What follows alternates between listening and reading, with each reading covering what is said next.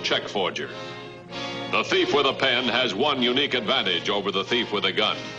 A worthless check is like a bomb with a delayed action fuse. By the time the damage is discovered, the criminal is miles away.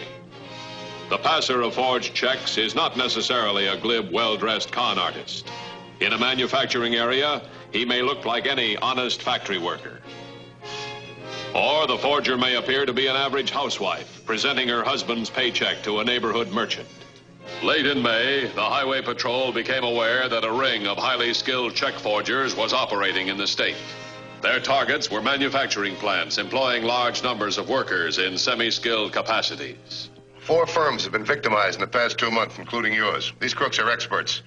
But look, they're human. They got to make mistakes someplace. We're going to send the checks to our lab for the full treatment. I'll let you know. Highway Patrol laboratory technicians subjected the forged checks to careful examination. The printing was identified as to type style, and the paper stock analyzed by experts. Those signatures, anything we can trace in our forgery files? Not yet, but we know this much. The handwriting experts are sure that the checks are being endorsed by 5 or 6 people using 30 different aliases. 30 sets of phony identification. That's going to make it rough to find the passers. Yes, they'd have to be caught in the act. Well, we can't do that unless we know where they're going to hit next. What about the checks themselves? They're not only excellent forgeries, it's a thorough job of counterfeiting. Look, this is a microphotograph of a check used in the last job. They've even duplicated the type using one of the real checks. And they've matched the paper stock,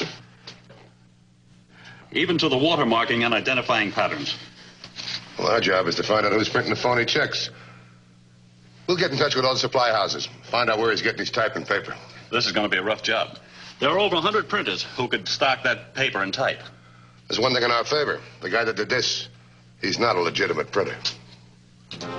Paper manufacturers and type foundries supplied the Highway Patrol with names of printing firms and stationers that had ordered paper and type of the kind used in the forgeries.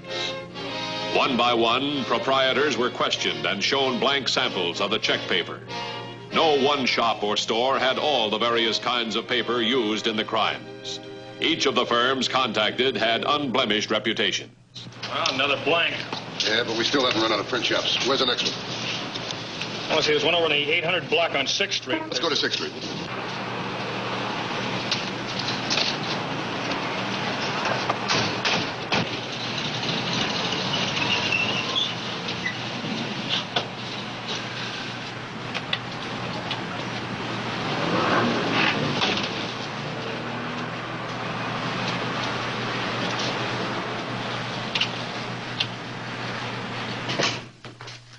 Scolo.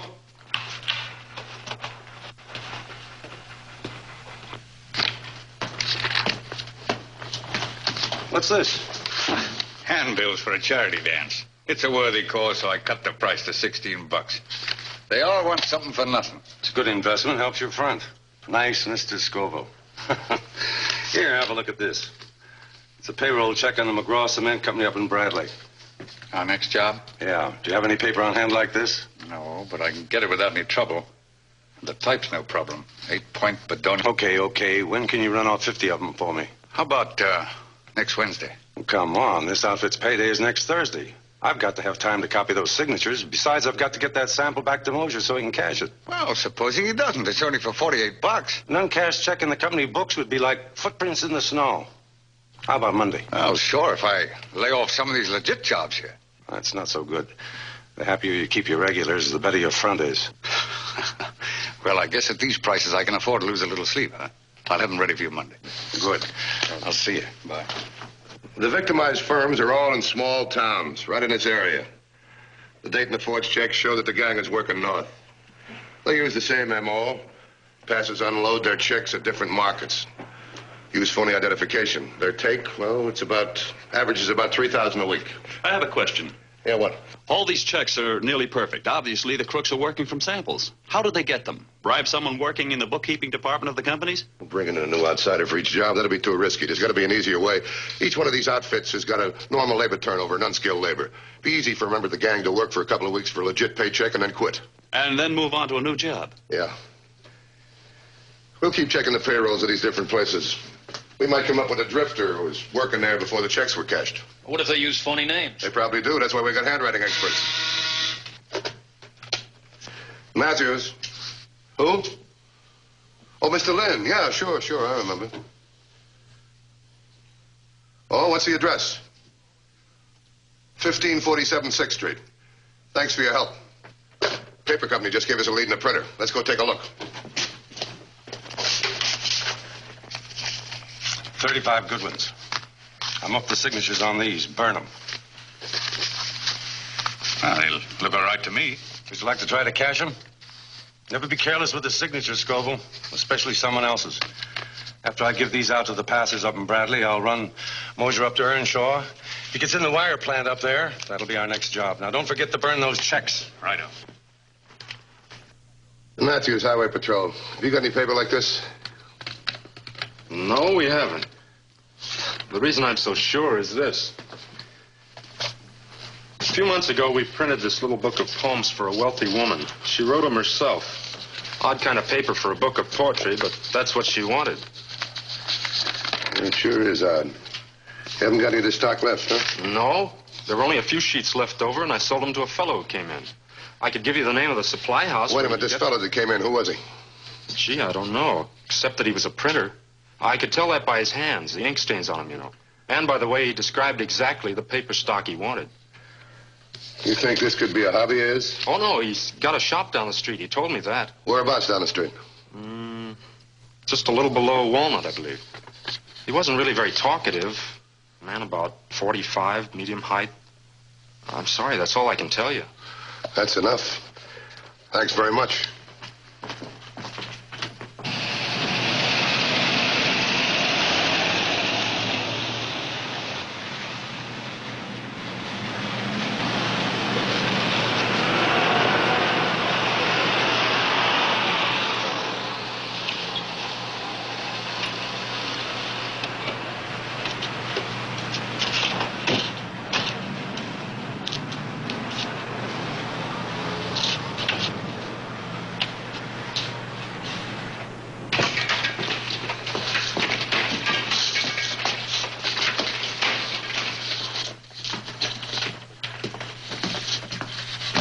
Something in the printing line, gents?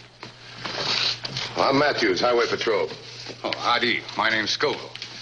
Tell me, have you got any paper like this? No, you see, this is top-grade safety paper for checks. We don't get much call for printing checks. I specialize in normal routine job work.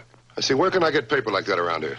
Oh, you could try some of the big wholesale supply paper houses. Well, they only sell in large quantities. Suppose I just wanted 4 or 5 sheets. I'd scout around the stationery stores and print shops. That's what I do. Matter of fact, I had the devil of a time finding the same kind of stock a while ago. Tell me, where'd you get it? Oh, up on 5th Street, about 1500 block. Not much use going there, though. Fella sold me all he had left. I only needed 4 or 5 sheets. You say there's not much call for paper like this. Who wanted it? Well, as it turned out, nobody. 1 minute.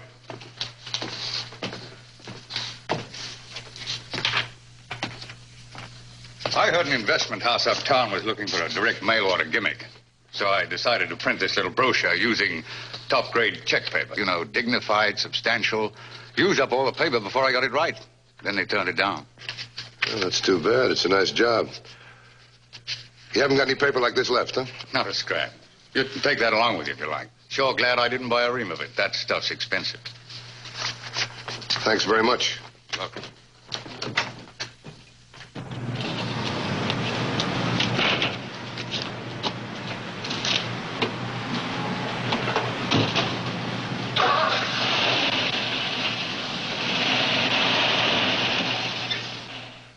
Yeah, this one's from Hartville.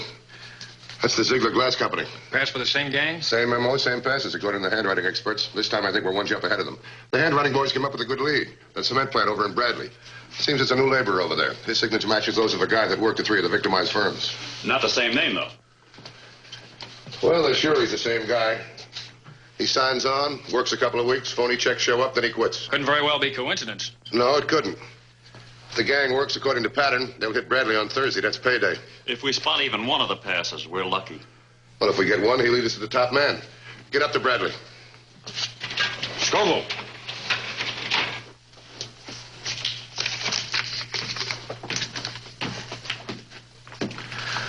just got this check from Mosher up in Earnshaw. This has got to be fast. Don't they all? I mean really fast.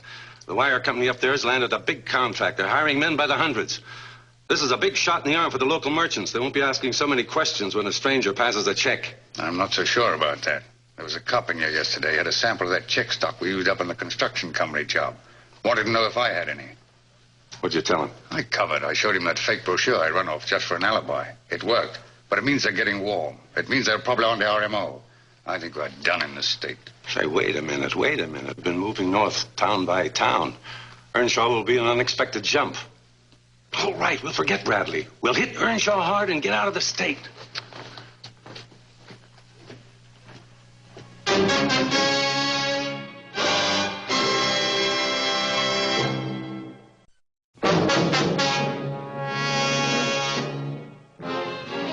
Expecting the forgery ring to victimize the cement plant in the town of Bradley, the Highway Patrol was ready. Plainclothesmen were staked out in markets and stores where large numbers of the plant employees cashed their payroll checks. Market cashiers and banks were alerted as the patrol stood ready to trail any suspected passer of a bogus check. 5 days after payday, no forged checks on the cement company had cleared through the Bradley banks. Boy, I sure missed in that Bradley guess. I missed by 23 miles. Well, maybe they... 23 miles. Yeah, exactly. They're working Earnshaw. That was Gregory on the phone. They're blasting the town with phony checks from that plant up there. We could pull our men out of Bradley and get them up to Earnshaw in half an hour. Oh, that would add to the confusion. Earnshaw is full of new workers from the plant. That'll make it easy on the passers. Yeah, what is it? The boys ran a comparison test on that brochure from Scoville's print shop. I think we have something. All right, let me have it. The regular type is machine set. We can't prove anything with that. But the large type, the display stuff, this is hand set. Now, here is a blow-up of a printed word of one of the forged checks. This is from Scoville's brochure. Look at the crossbar and the capital T's. Each has a nick in exactly the same place. And the same piece of type made both T's. I'm convinced of it. Hand-set type has individual markings just like a fired bullet. However, I don't think these photos themselves would stand up in court. Well, suppose we find the actual piece of type in Scoville's shop. We'd nab a printer and lose the rest of the gang. See what you can find out about Scoville. I tell you, I don't like it, Docker. We made a good haul at Earnshaw. Why don't we quit while we're ahead? That cop hasn't been back here, has he? No, but that doesn't mean that he won't. Then you have nothing to worry about. We'll go back to the Bradley cement shop. The checks are all printed and forged. Yes, I suppose it would be a shame at that not to use them. This will be our last job in this state. You stick around here and clean up the legit end of your business so nobody will be after you. That won't take long. Now I'll go back to Bradley and get in touch with the passers.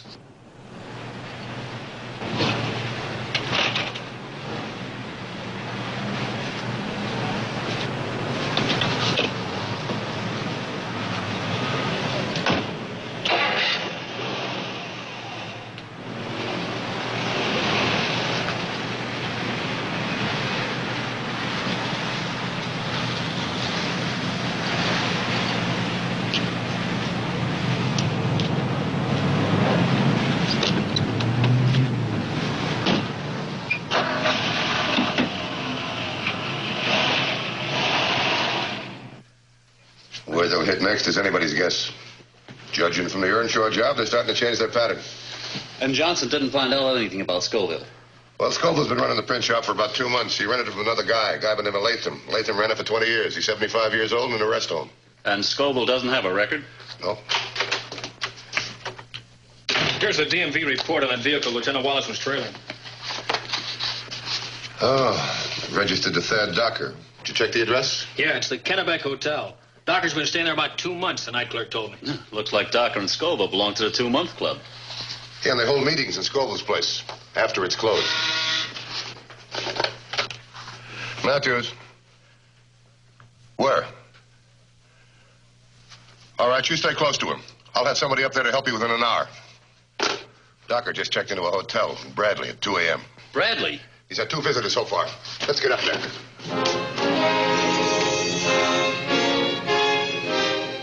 Early that morning, the chief auditor of the cement plant in Bradley received a visit from the Highway Patrol. As I understand it, Mr. Matthews, you want us to put a small identifying mark on our payroll checks.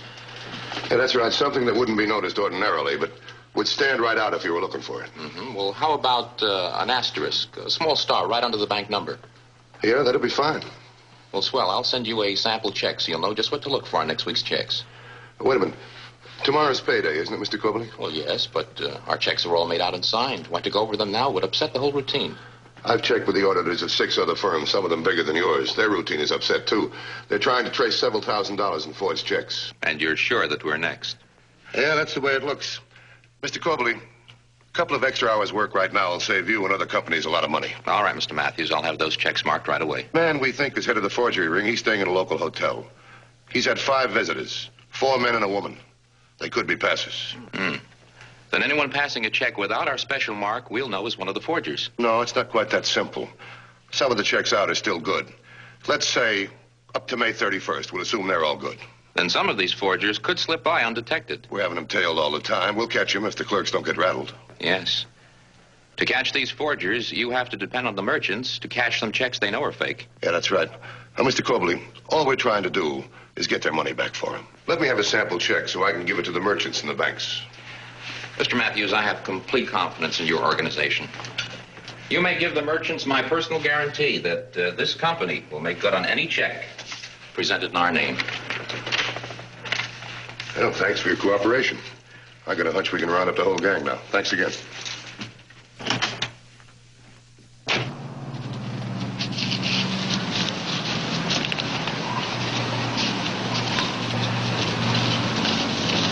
Look, Turner, hold off passing these until about 1 o'clock tomorrow afternoon. That'll make it look as if you just came off the early shift. Okay. Where do you want me to meet you? At the hotel? No. Anybody who has more than 2 guests there is a celebrity. I'll meet you in the alley in back of Cypress Boulevard.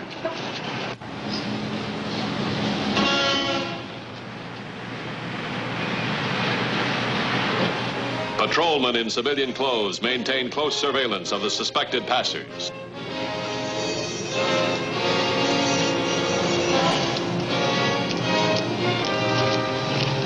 While you were inside, headquarters advised the suspect just entered Becker's Market at 5th and Cedar. I've got 2812 standing by. Well, looks like they're starting to move. Now it's up to the clerks and cashiers.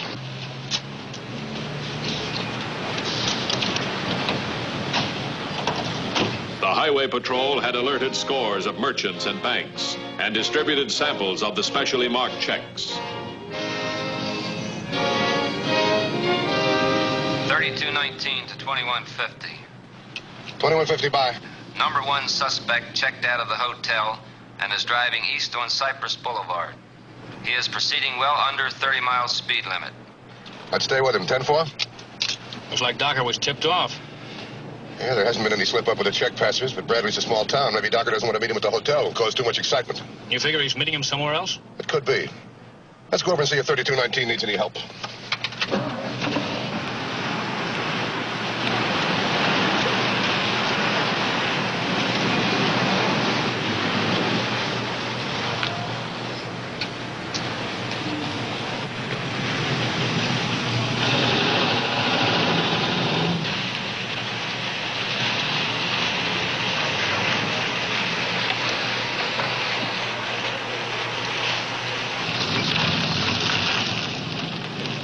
The plainclothes officer trailed the suspected check passer to the alley. The fact that Docker had parked his car in the same alley indicated that this was the probable rendezvous for the forgery gang. This information was conveyed to the other patrol units.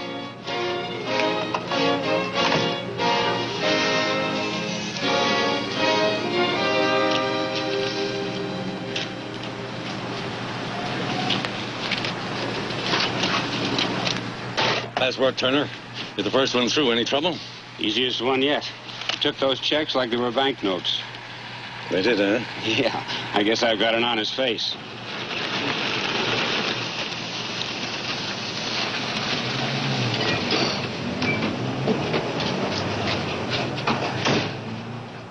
Unit 1619 reported on the activities in the alley. Assuming that this was definitely the payoff location, officers were deployed to apprehend each check passer after the payoff. Harris is on the roof. Docker's in the alley. One of the men met him. They're making a payoff. I'm sure this is the meeting place. The boys will pick each one up as they come out. We'll stay with Docker. Say, if you got any more, I could go back and... That's all, Turner. You better move on. Docker, I could have my cut now. I'm a little short. And You know the setup. We all get paid off tomorrow night in Silverton. Here's 20. At least get you to Silverton.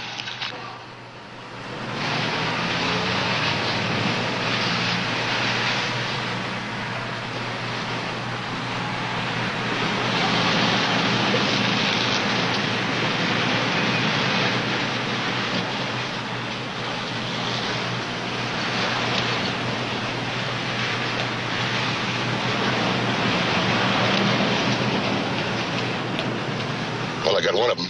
4 more to go.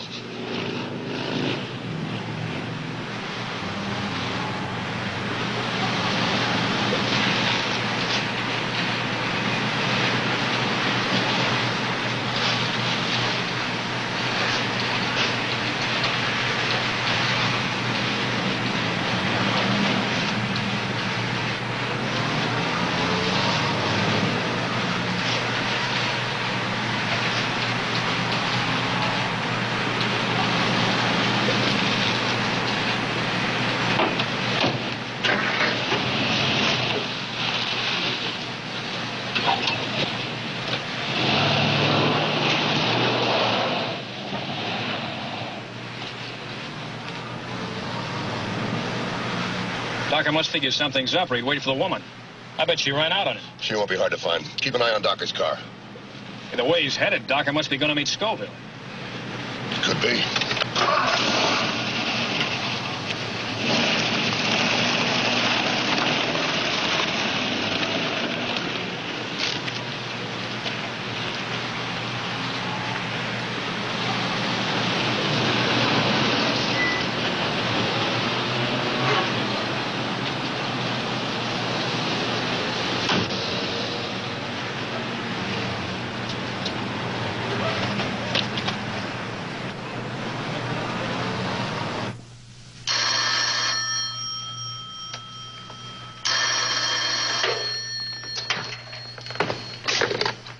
𝗛𝗶𝗴𝗵𝗵𝗵𝗵 Printing Company. Docker, anyone with you?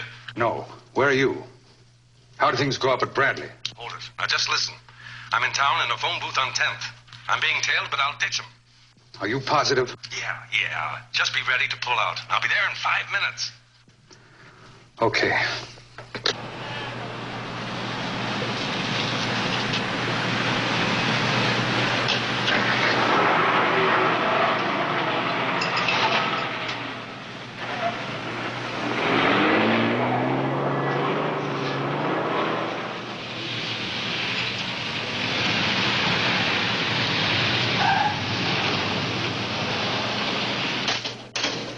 I didn't hear you drive up. Where's the car? Parked it in front of the hotel, ducked through and out the back door. What about the cops? They're still looking for me.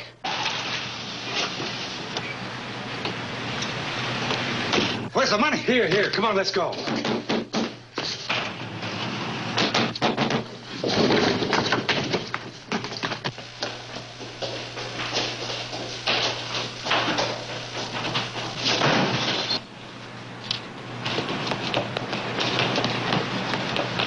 Hold it! I said hold it! All right, get your hands on top of your head.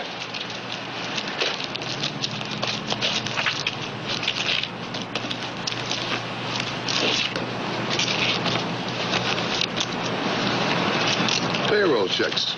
All set for your next job, huh? It ain't a crime to print checks. In the jargon of the trade, we call them samples. My trade, we call it evidence. All right, come on, move.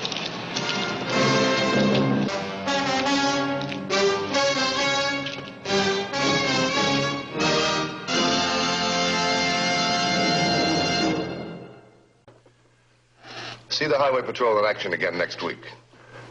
Until then, remember, leave your blood at the Red Cross, not on the highway. This is Broderick Crawford saying, see you next week. Between the criminal and the peace officer brought more sharply into focus than on the highways of the nation. Here, the men of the Highway Patrol work around the clock, protecting the lives and property of our citizens.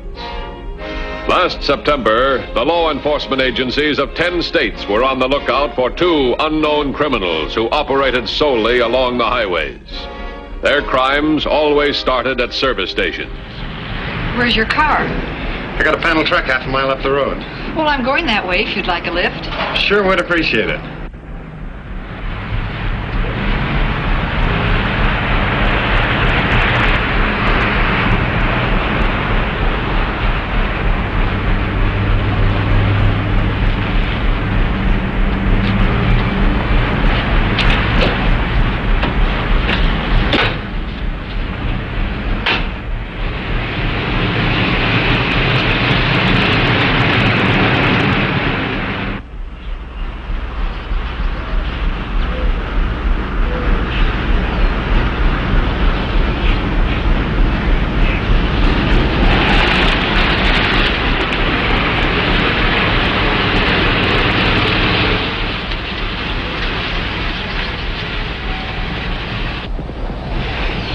Thank you very much. I was glad to help.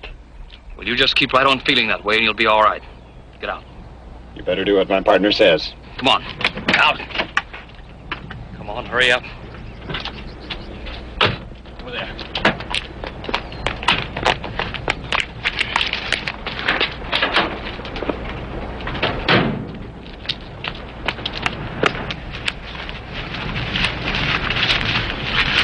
Come on up here.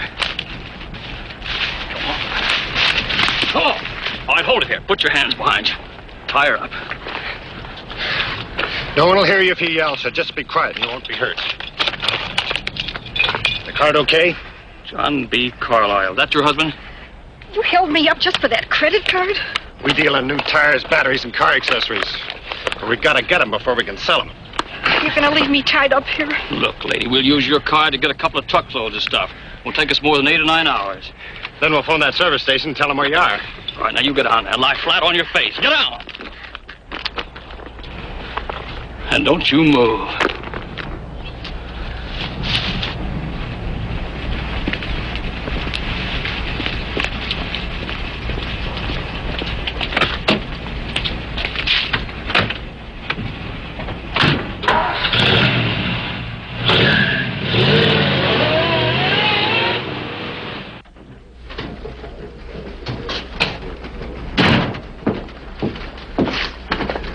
Anything new on the credit card, boys? Not a thing. When they pulled their last job? Last Thursday, just out of Atherton. That's a week ago. It'll take them about that long to unload the stolen goods. They picked up over $1,000 worth of tires and batteries on that last credit card. Well, they're going to hit again, I'm sure. The question is where? Well, that area around Atherton's so pretty tight. I don't think they'll risk another job there. You got a description of the truck? According to the reports, it sounded like a panel truck. Panel? Alert all units. Have them check all trucks parked alongside of the road. Right.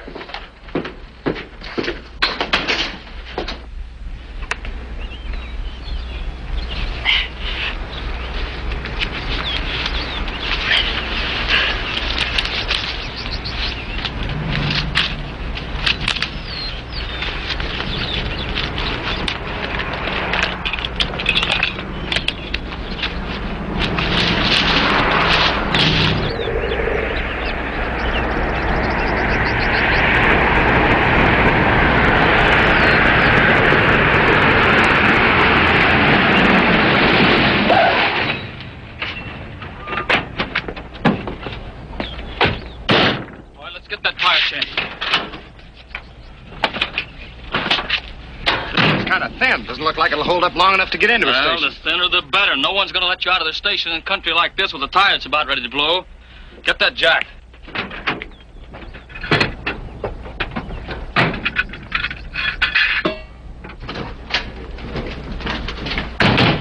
Credit card boys are practically on our doorstep.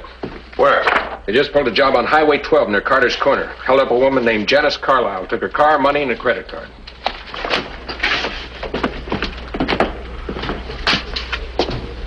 Well, they sure picked a good spot to set up a credit card roundup.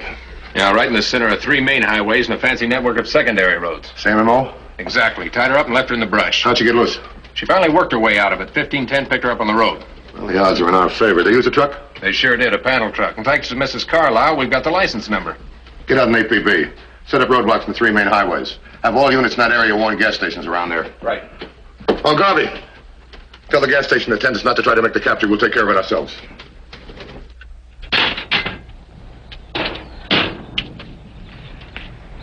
Which way do we go from here? We'll stay on these secondary roads. With the hunting season on, all these small stations are going to be expecting strangers. Let's go.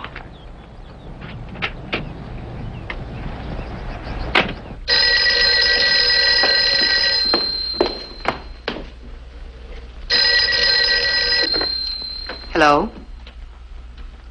Oh, who's calling, please? Just a moment. Jimmy, telephone. It's the Highway Patrol. Highway Patrol?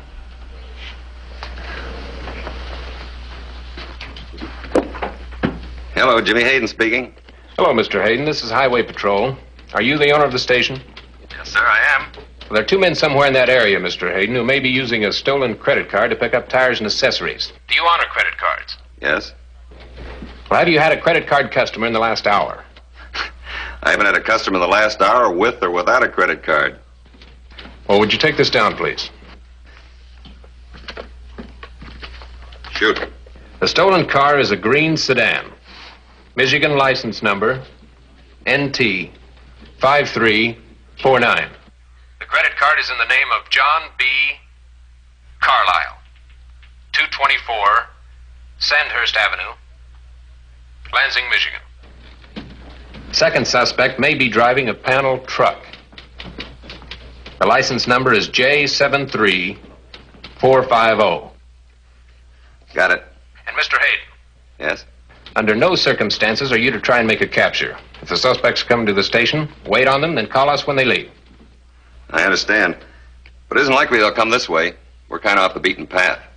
Well, they may decide to concentrate on secondary roads, Mr. Hayden. Okay. Thanks for the warning. What was that all about? Oh, nothing. They're looking for a couple of guys. Why'd they call you then? Well, they thought maybe the guys had come in the station. They stole a credit card. Do you think you should close down the station till they catch them? No, it's just a routine warning. They usually do that. We're too far off the main highway. They won't even find us out here. Say, how about some lunch? Lunch? You just had breakfast. Okay. Then get me another breakfast. I'm hungry.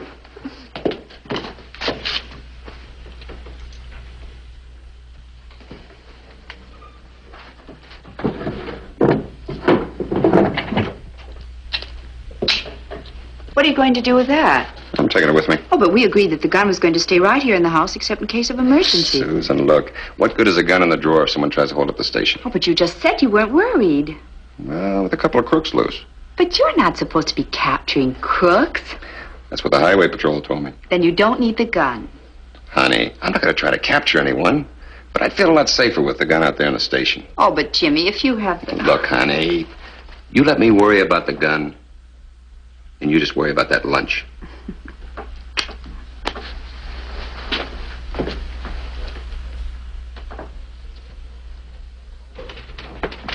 All the service stations in the area have been notified, and I checked with the roadblocks. No sign of the stolen car or the panel truck. They can't have got by the roadblocks if Mrs. Carlisle was right about the time of the holdup. And they're probably working the secondary roads. Maybe we ought to move the roadblocks. Yeah, let's do that. We'll wait a half hour. Right.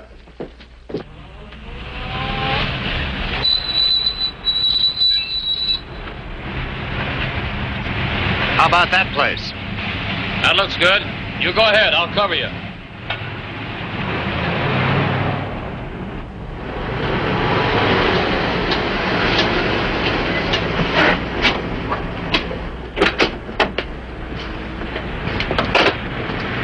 Fill it up, please. One of my front tires seems to be low. I'll check it.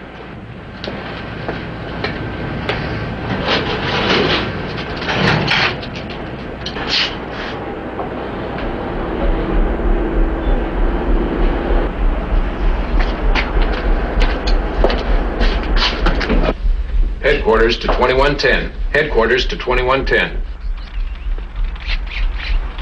2110 by. Any report on the stolen car or the panel truck? Neither vehicle has passed this checkpoint. 10-4. 10-4. Well, that covers the three main highways. Repeat the ABP north and south. They were at Carter's Corner a half hour ago. They can't fly away. Right. I don't think that tire will hold air much longer. How long would it take you to put 4 new tires on the car for me? Oh, not long. If we've got your size in stock, I'll check.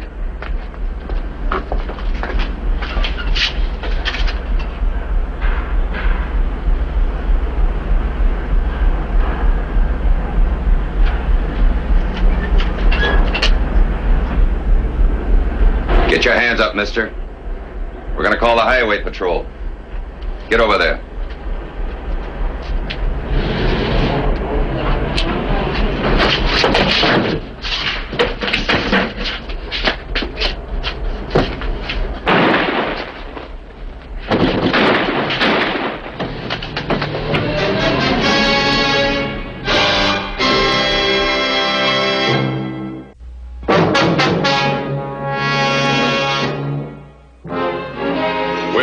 Racing from the scene in the panel truck, precious minutes were lost to the highway patrol before Mrs. Hayden obtained sufficient control of herself to call for help.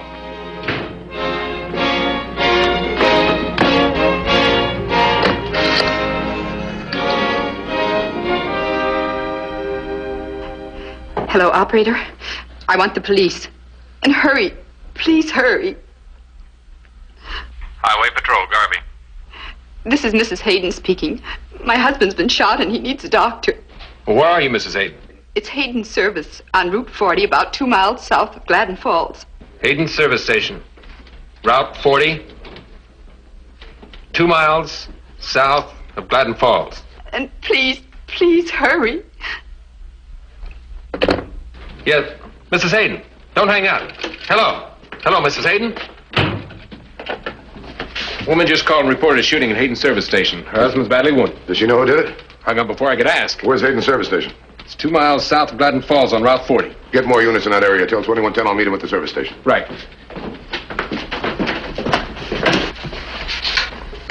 Headquarters to 2110. Headquarters to 2110. 2110 by. What is your 1020? Route 40, 3 miles south of Gladden Falls. Shooting at Hayden Service Station, 1 mile north of you. Advise occupant, ambulance, and doctor on the way. 10-4? 10-4.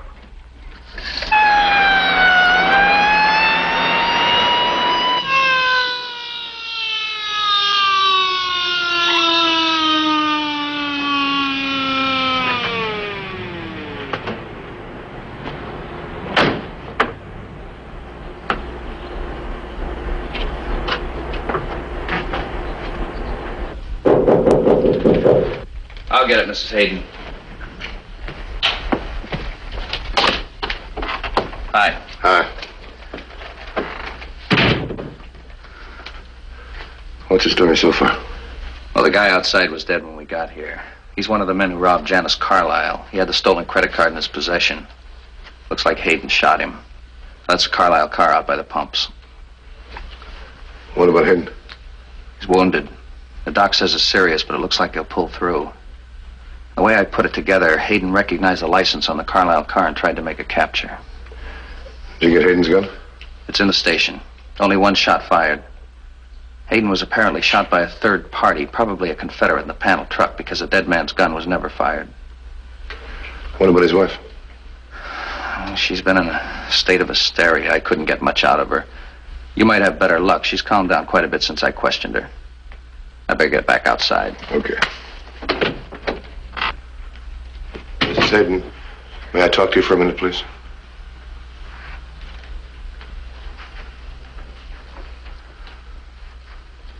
I'm Dan Matthews, Highway Patrol. Do you know who shot your husband? No, I don't. I've already told the Yes, officer. I know this, but please tell me. Well, after the highway patrol call, Jimmy took his revolver and went back out to the station. Then what did you do? I was worried. When Jimmy makes up his mind to do something, there's no use trying to even stop him. I just tried to tell myself that there were so many other places those men could go with their stolen credit card, they surely wouldn't come way out here. Then I just kept busy and tried to put it out of my mind. Where were you when the shots were fired? I'd gone out in the backyard to take some clothes off the line. That's when I heard the shots. I was so frightened I couldn't even move. I know what you mean. I understand that. It's like one of those dreams that you have where you try to run and you can't. Or you try to scream and you just can't make a sound. What did you see when you finally got to the station? The other man was lying on the ground. And then I saw Jimmy. I thought he was dead. Did you hear a car drive out? I don't know. Please, Miss Hayden, think hard. Mr. Matthews, I really don't know. Everything that's happened since I heard those shots has has just been like a nightmare. I couldn't be certain of anything I did or didn't do. May I use your phone? Yes, it's right over there. Thanks very much.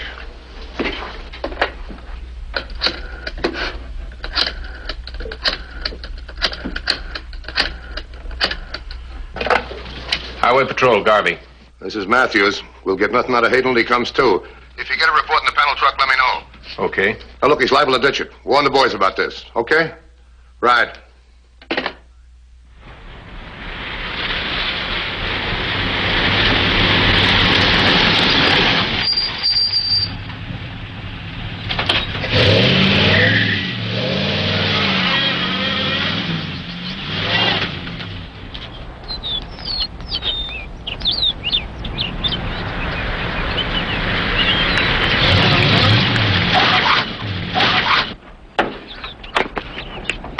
Mister.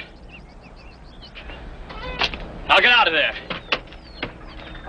You're making a big mistake, mister. All I have on me is $10. Come on down here. All right, but don't shoot, please. Come on. Now turn around. Turn around.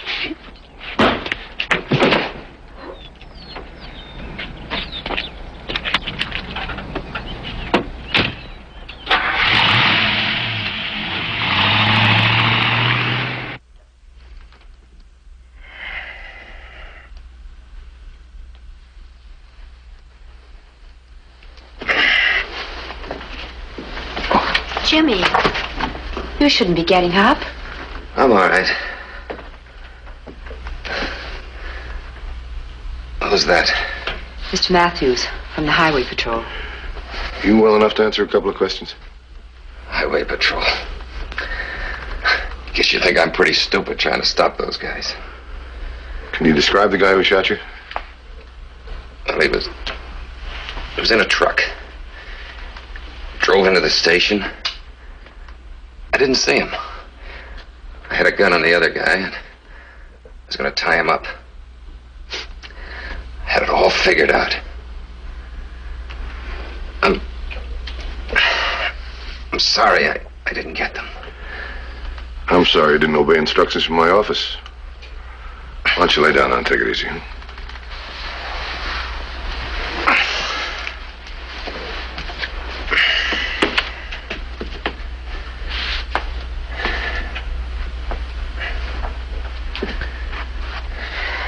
I tried to tell him, but he wouldn't listen. He's so headstrong. Headstrong people can get hurt, you know. Mm-hmm.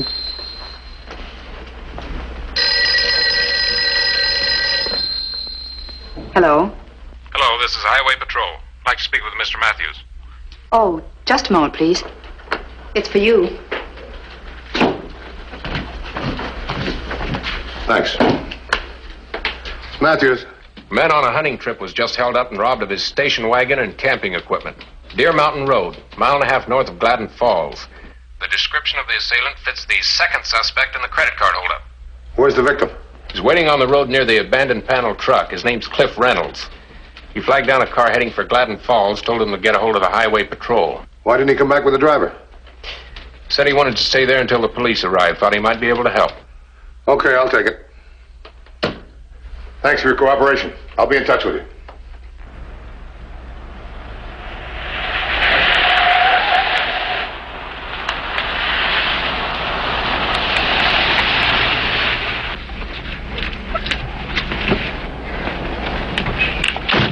You Cliff Reynolds? That's right.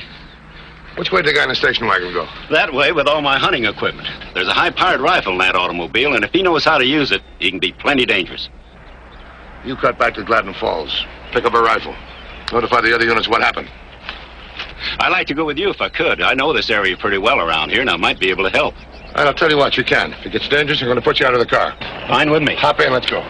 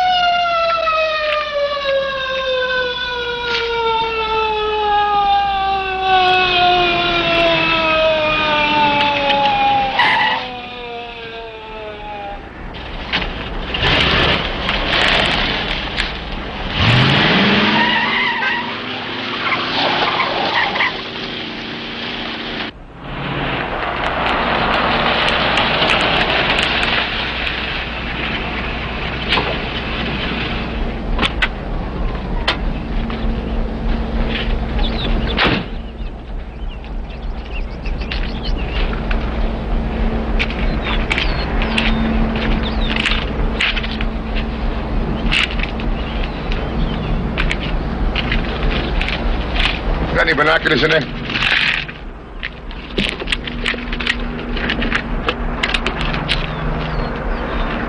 Check for your rifle. You got the rifle all right, and the ammunition.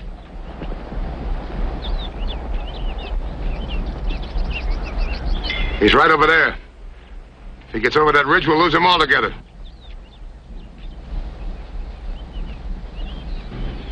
You're not going in there after him with just that revolver, and he's got that high-powered rifle, are you? That's the way the odds are sometime. Wait here for Dennis.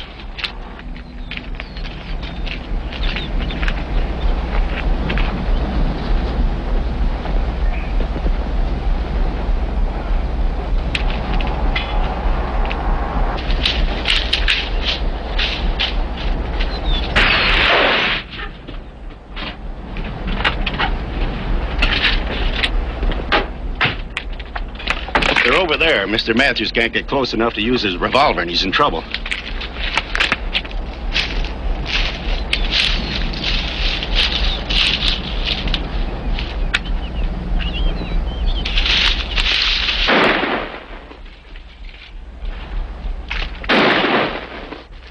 Get out! Stay down. Make him think he got you.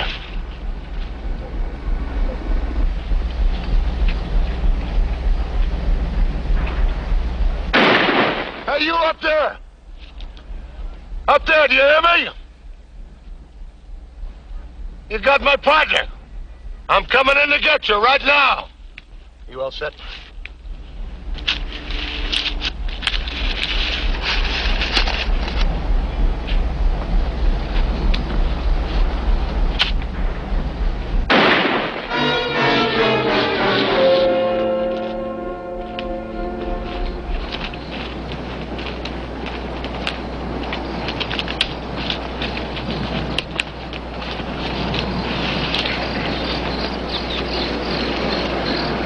Well, thanks. That's one I owe you.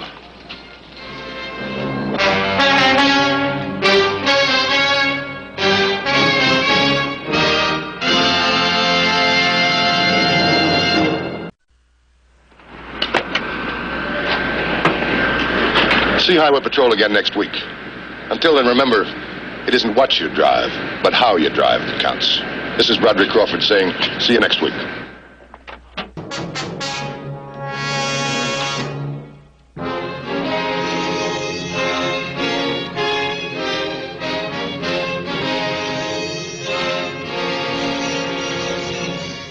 One of the most dangerous and serious of criminal offenses against society is the illicit traffic of narcotics. Law enforcement agencies wage a constant and relentless fight against the people involved in its distribution and use. And the violators of the narcotic laws consistently devise new methods to avoid detection and continue their illegal trade. In April of last year, Dan Matthews, head of the Highway Patrol, arrived at Aspen Lake Lodge for a long-awaited vacation, only to find himself involved in a large-scale narcotics operation.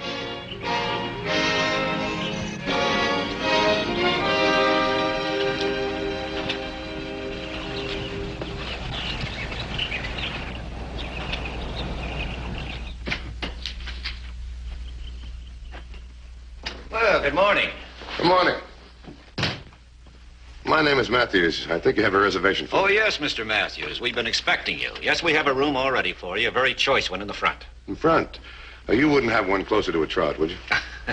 No, I'm afraid the ones in the back are all taken, Mr. Matthews. Well, you must be pretty busy. When I come up here, I like to get away from people. Sounds like you might be some kind of a celebrity. No. Most of the time, people are trying to get away from me. What kind of work are you in? I'm on the Highway Patrol. Oh.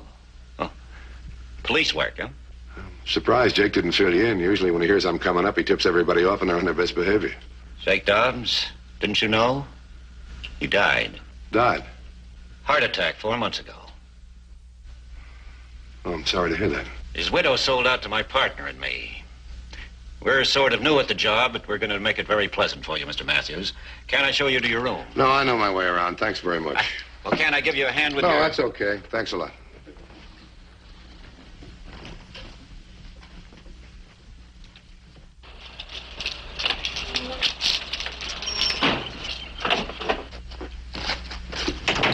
Matthews got here. He's a cop. A cop? Claims he's on a vacation. Cops are never off duty, never on vacation. I don't know. He's one of Jake's old customers. He acted surprised when I told him he was dead. He's on the level then, huh? Maybe. But don't count on it. Don't let him out of your sight wherever he goes. And if he gets near this stuff, well, you know what to do.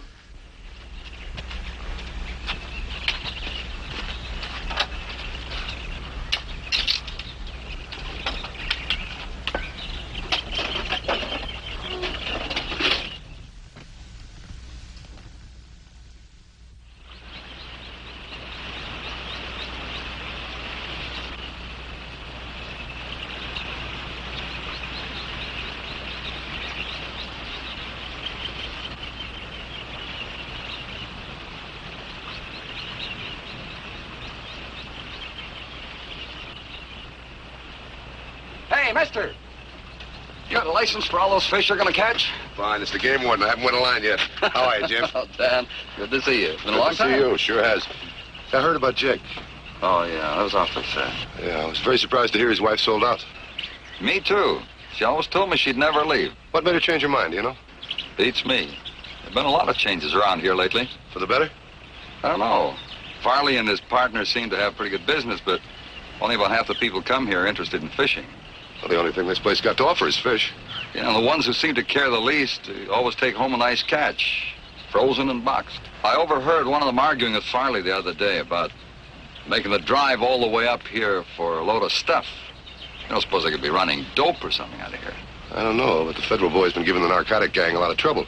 They haven't found the big guys at the top that are bringing it in. I guess the worst thing we could do would be to scare them off before we get something more to go on. You're the game warden and I'm on vacation. Let's leave it like that, but keep our eyes open. Okay, Dan. I'll check with you later. See you at the lodge. Yeah.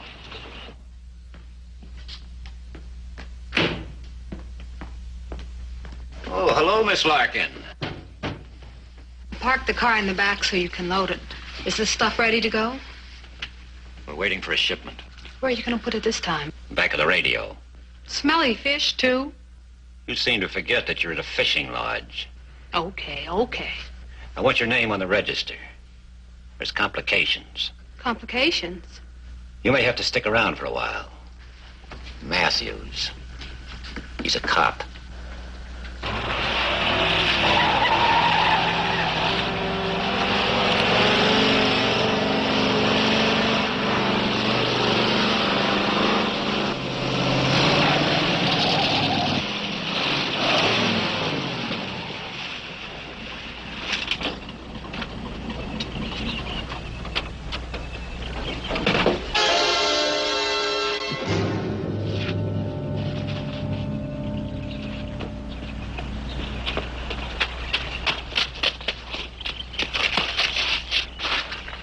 Severs, he's shot.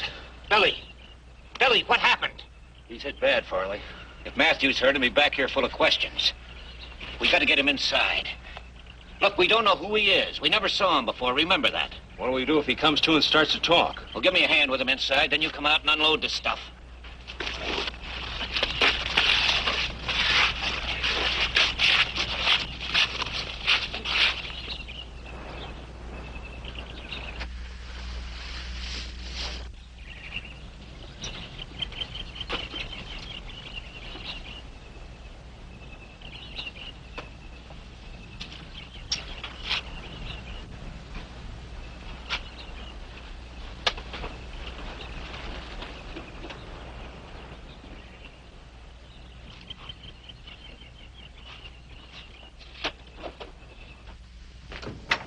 Mr. Matthews, this man's been shot. Who is he, you know? No idea. In bad shape, Mr. Matthews? Call Highway Patrol headquarters. Get an ambulance here right away. Yes, sir.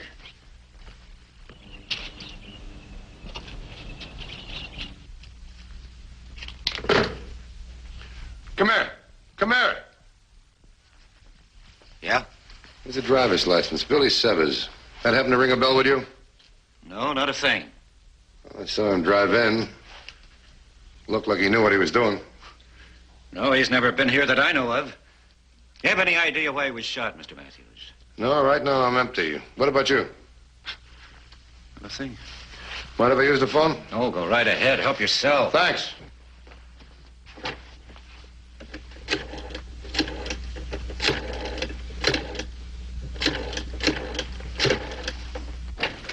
Highway Patrol, Johnson. This is Matthews. I'm at the Aspen Lake Lodge. Guy just came in with gunshot wounds. Judging from his license, his name is 𝗛𝗶𝗴𝗵𝘄𝘆. He's got a crew cut. He's around, I'd say 22 years of age. About 5'10", 5'11", about 160 pounds. Maybe 165, 70. Run the whole thing down on him. Let me know right away. I'll hold on. Just a minute.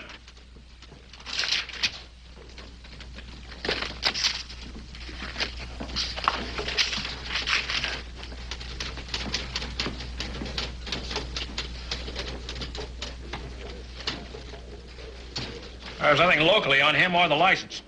Ain't got nothing, huh? All right, get in touch with DMV. Here's the registration on it.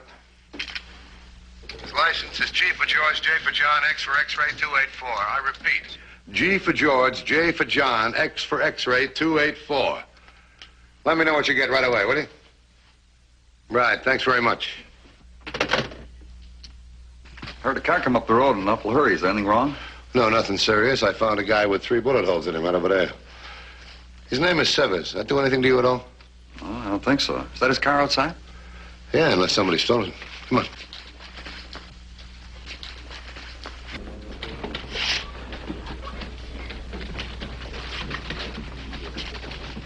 Nothing unusual here. Nothing here either. Headquarters at 2150.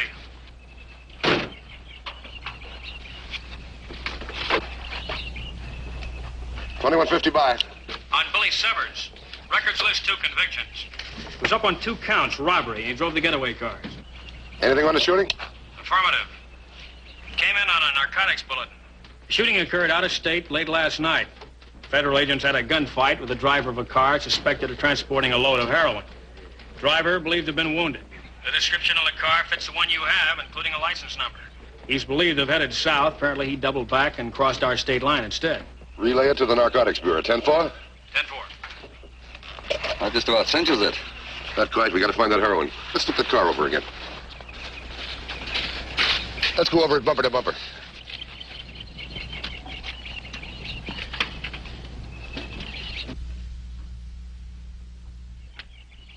How big do you figure the package is, Dan? I don't know. 3 or 4 ounces if it's pure. That's worth a lot of money. No wonder they could make time.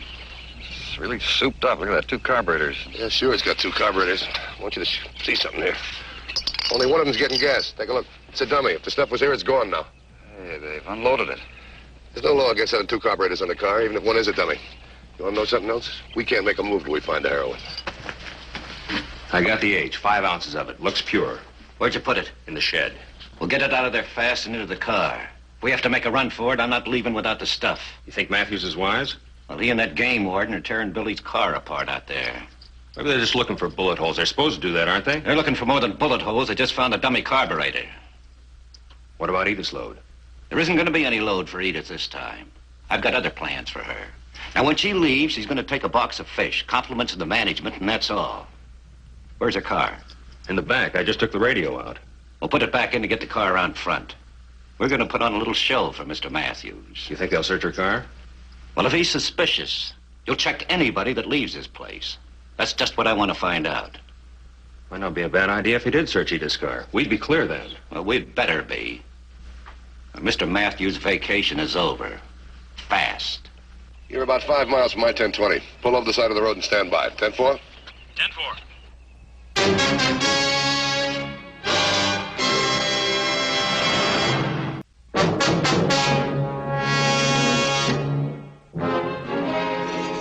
Suspecting Aspen Lake Lodge was actually a front for a narcotics drop, Dan Matthews began a calculated plan to force the owners of the lodge into revealing the narcotics supply, if there was one. At the same time, he made certain any attempt on their part to move any drugs would meet with failure. Looks like Matthews is on to something. But I don't see how he can touch us as long as the stuff's hidden, unless 𝗪𝗺 talks. He won't. He died on the way to the hospital. Well, that's a break. Still, I wonder if Matthews is suspicious of us. Well, Edith's trying to get something out of him. Now, when he goes into the lodge, you take the car around front and park it. I'll get a box of fish, take it in, and give it to Edith in front of Matthews. Right.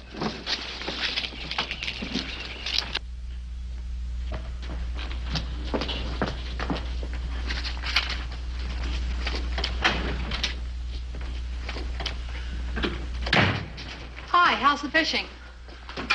I'll tell you the truth, I don't know. I haven't tried it yet. Do they really bite on those little things? Oh, these things right here. This is last year's. I don't know. I'll find out. Well, if you don't catch any while you're here, I understand you can get a complimentary box to take home with you. You mean a whole box just for me? It's all anyone ever talks about.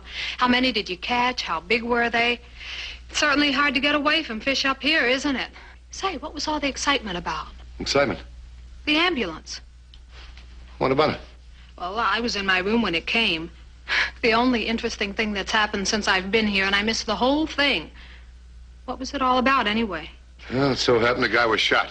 Really? How did it happen? Well, there was a revolver around. Somebody picked it up and pointed it and pulled the trigger. Yes, but why did he come here? Why did you come here? Well, obviously it was a mistake. I expected a resort. You know, swimming and tennis. I don't know the first thing about fishing. I suppose I should take it up with the management. Oh, I wouldn't do that. Everybody around here seems quite happy with the fishing. I guess so. Well, there's really no point in my staying. In case I don't see you again before I leave, good luck with your fishing. Thanks.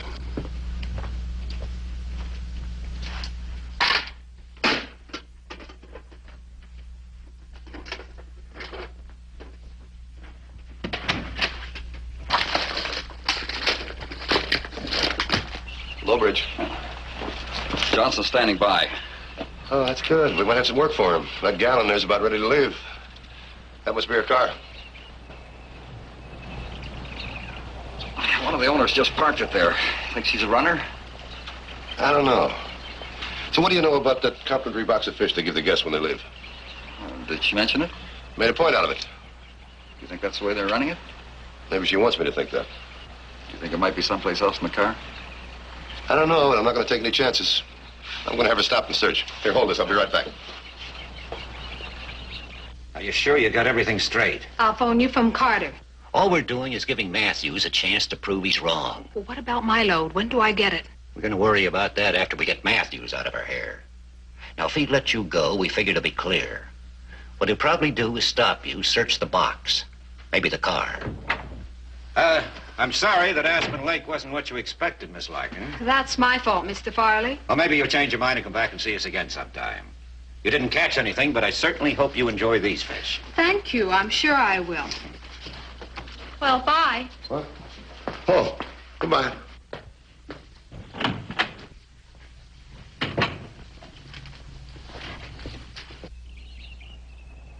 2150 to 2110. 2110, bye. Gal named Larkin just left here. She's driving a two-tone blue coupe.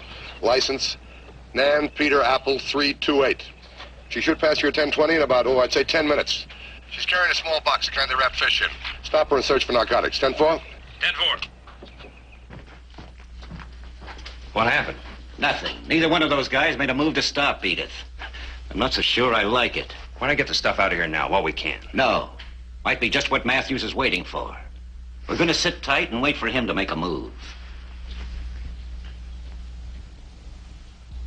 Oh, he's hanging around that radio again.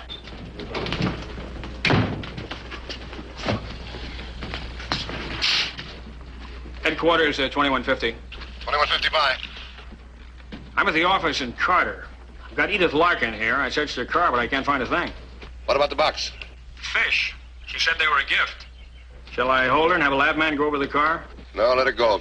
Go back to the Aspen Lodge turn-off and stand by. 10-4. 10-4.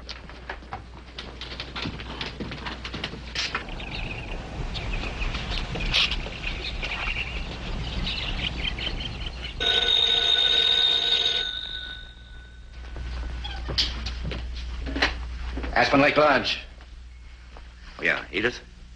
Yeah. Well, where'd he stop you? Oh, I knew that Matthews was wise to something. But the important thing is that it worked. Yeah. Right. Yes. I'll contact you just as soon as we get rid of the cop. Huh? Right.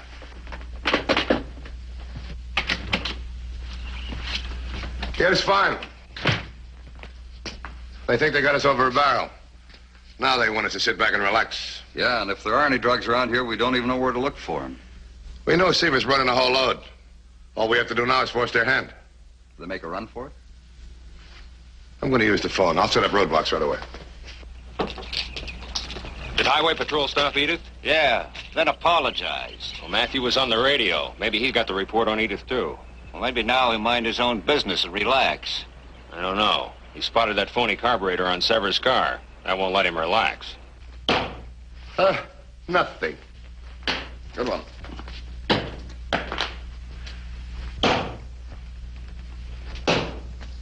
Oh, you were way off the board on that one. Let me see if I can knock it right in there. No, I blew it. Well, take a look at the score. You still owe me 2 dinners. Are you running out now? No, I want to call about the Seavers case again. I'll be right back. You pick up the darts, eh? Yeah, okay.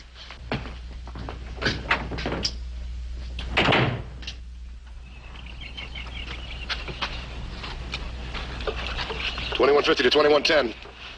2110, by. What's your 1020? Midway between Carter and Aspen Lake. How fast can you get to a phone? About 2 minutes. Okay, here's what I want you to do. Well, I guess Mr. Matthews' vacation's about over. He'll be leaving soon now, huh?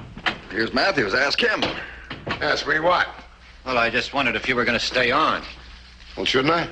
Well, I just thought that because of the Severs thing, you might have to leave, you know. I just thought that... Excuse me. Sure.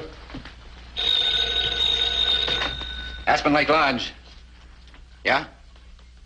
Oh, yes, he's here. Uh-huh. Oh, Matthews, for you. Officer Johnson says he has some important information on the Severs case. Well, thanks, it's Matthews. What's that? All right, keep her in custody. If you get a lead, call me. Yeah, that's right, you heard me. Call me, right? You ever learn who killed Severs? A couple of federal men knocked him off. A couple of federal men? Yeah, Severs was due to make a delivery, narcotics. Happened to be right in this area. Oh, he hit my place by mistake. What do you mean by mistake? Well, Severs was due to meet a gal right here. Her name was Edith Larkin. She found him dead and she took off in a hurry. You mean she's been arrested? And questioned. How about a game of darts? He wants to know, what about a game of darts? Well, no, not now. No, thank you. Bullseye. Your news hit Larkin pretty hard. Yeah, I know. Hey, they got Edith. You said they let her go. Well, they must have picked her up again. Matthews says they're questioning her. The cops think the Severs was bringing the stuff to her. Always lying, trying to trick you. No, Hank. I answered the phone.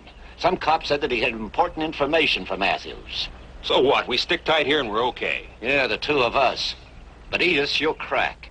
She sees any trouble coming, she'll crack for sure, Hank. Come on, let's go.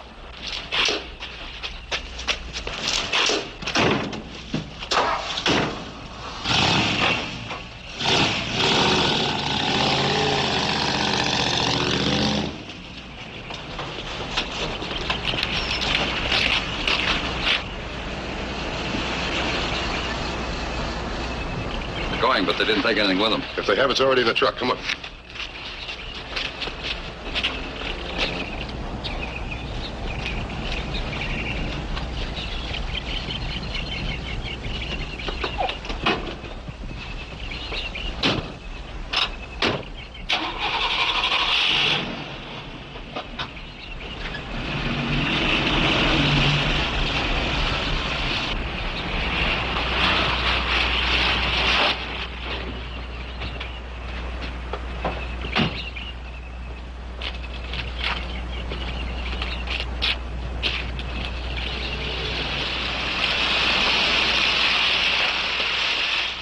Listen, they hit Edith around the next curve. You go ahead. I'll get out here. If they stop you and find anything, I'll get you out of it. Good.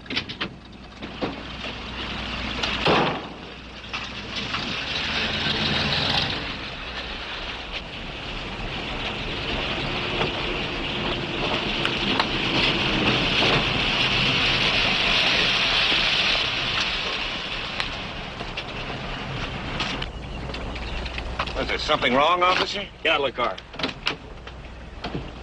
Why are you stopping me? Turn around. Put your hands on top.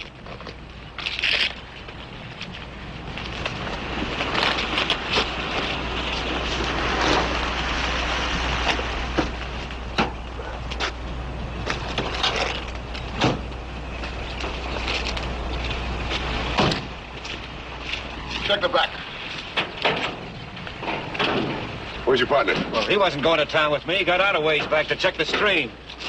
Say, what's this all about, Mr. Matt? Hey, you're not accusing me of trafficking in narcotics. Oh, not yet. You know the legal language for the charge. How come? Well, All right, let's start all over.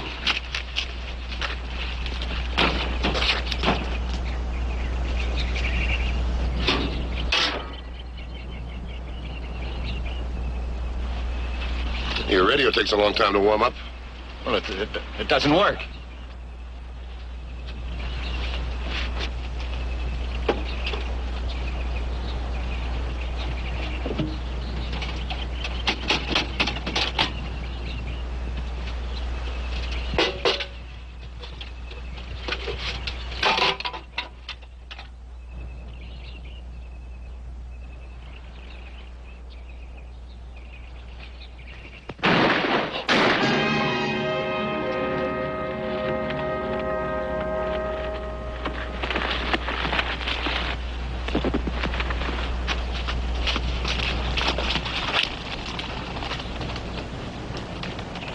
Had to shoot fast. He's dead. Come on, I got reservations for you.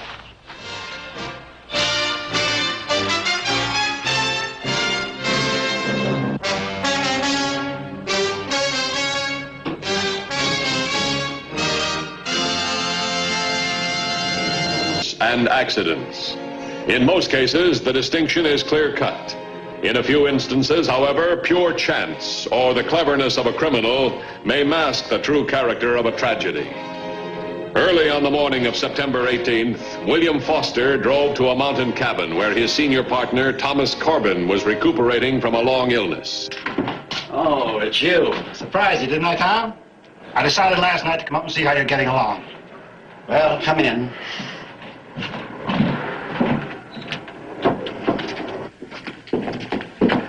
Hey, it's awfully damp in here. Why didn't you have John build a fire? John isn't here. He went into the village to get supplies. That's why I didn't see your car. Well, I'll start a fire. No, don't bother. I'm just going out for a walk. Fine. The fresh air after that rain last night will do you a world of good. Tom, you're looking great. Well, should we go for that walk? Tom, what's the matter? Are you prepared to give me a complete report of this oil drilling operation? Tom, you read all the correspondence with Northwest Drilling Company? You've seen pictures of the progress. What more can I do? They're fakes. Fake pictures. There is no Northwest Drilling Company. Oh, stop acting. All it took was a couple of phone calls to expose your rotten scheme. Phone calls? To whom? One to the Northwest Drilling Company main office at Thadwell. The phone company had no listing of this big concern. The other was to a state agency. No such concern is operating in this state. But don't worry, Foster. I haven't told anyone else about this. Not even my attorney. That's awfully good of you, Tom. I appreciate... You appreciate. That's a joke. A very funny joke. You've had every chance to come through and admit what you've done. Tom, please, listen. I've been ready to listen. Waiting. Now, you listen to me. From this moment on, our partnership is dissolved. I'm seeing my attorney Monday morning. You've had every chance to come clean, and now you're going to take the consequences. You and anyone else in the organization that helped you pull off this fraud.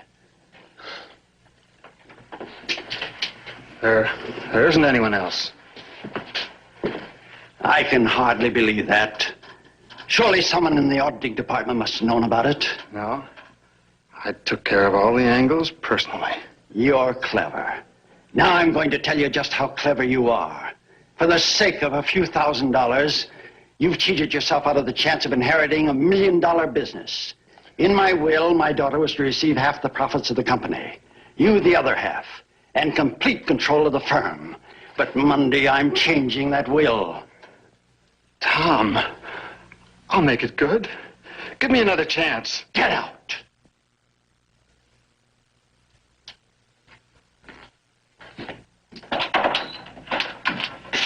I can't blame you, Tom. I've only got one way out. When I take it, don't blame yourself.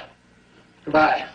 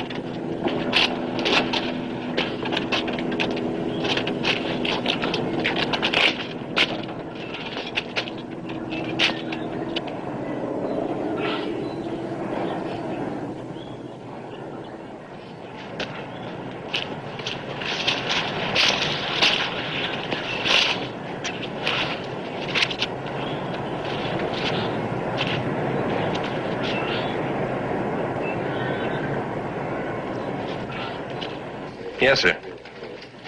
I see. Yes, sir. Yes, well, just a moment, please, sir.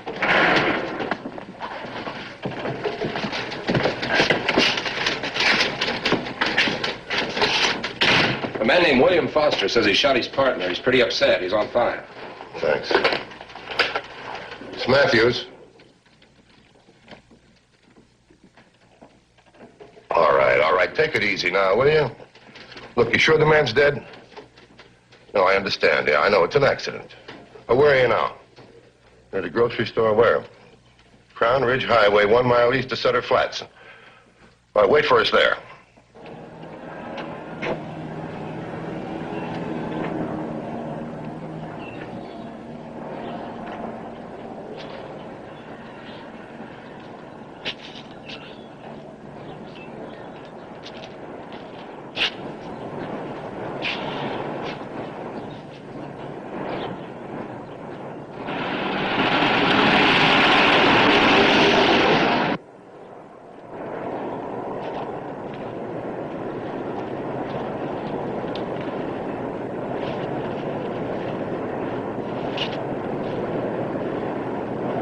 How'd it happen?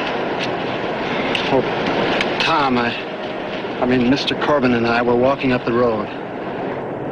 I had my rifle. I saw a deer. Mr. Corbin was tired. He's been very ill for several months. I suggested that he wait by the road while I stalked the deer. I thought he'd wait there. About a half an hour later, I've been working around trying to get upwind of this deer all the time.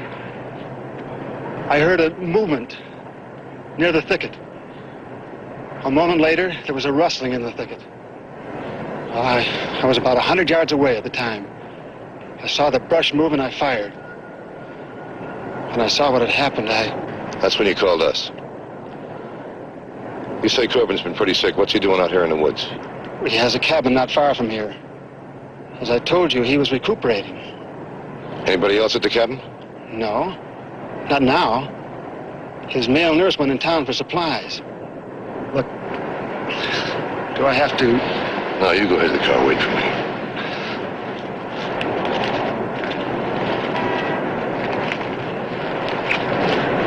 What do you think? Well, every year during hunting season we get these. Strangers shoot strangers, brothers shoot brothers. Accidents. This Foster, he shoots his partner, drives 5 miles to call us, we find the victim in a thicket. Suppose he hadn't called us. How long would it have taken us to find Corbin? Weeks, maybe months, maybe never. You wait here for the ambulance.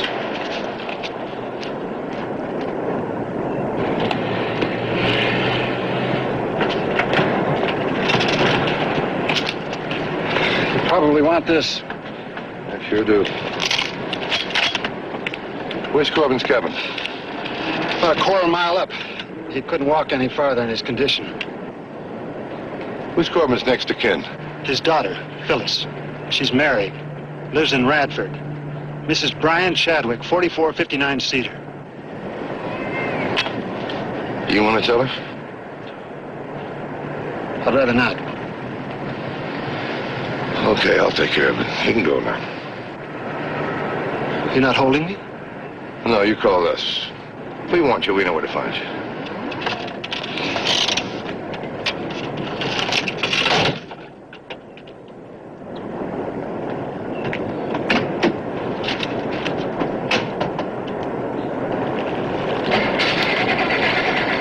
Miss Graham, you'll probably be getting inquiries from the newspaper reporters. You have? Uh-huh.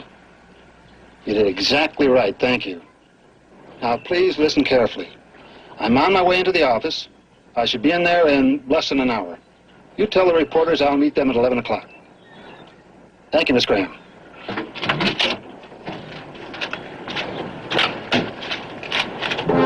After the ambulance and laboratory experts arrived at the scene of the supposed accident, the Highway Patrol proceeded to carry out the painful but necessary duty of informing the victim's daughter, Phyllis Chadwick.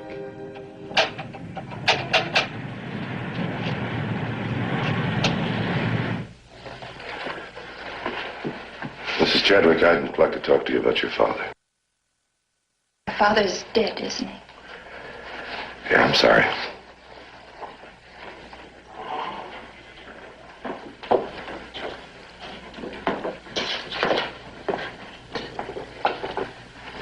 I thought he was getting better. You see, he was shot. No. It was an accident, a hunting accident. A hunting accident?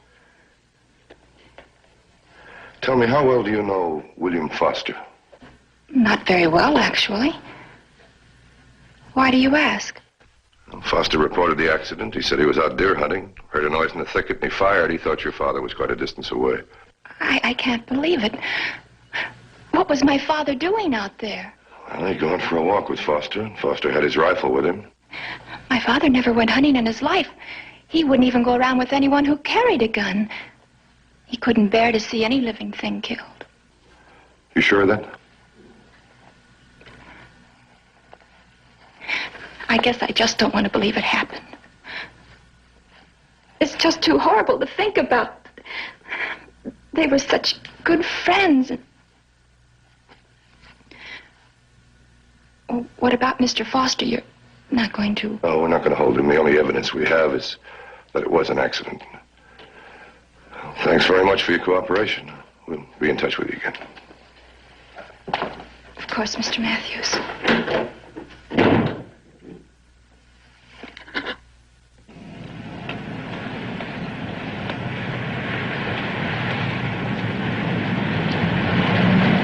I just heard something make your story sound phony. Let's find Foster.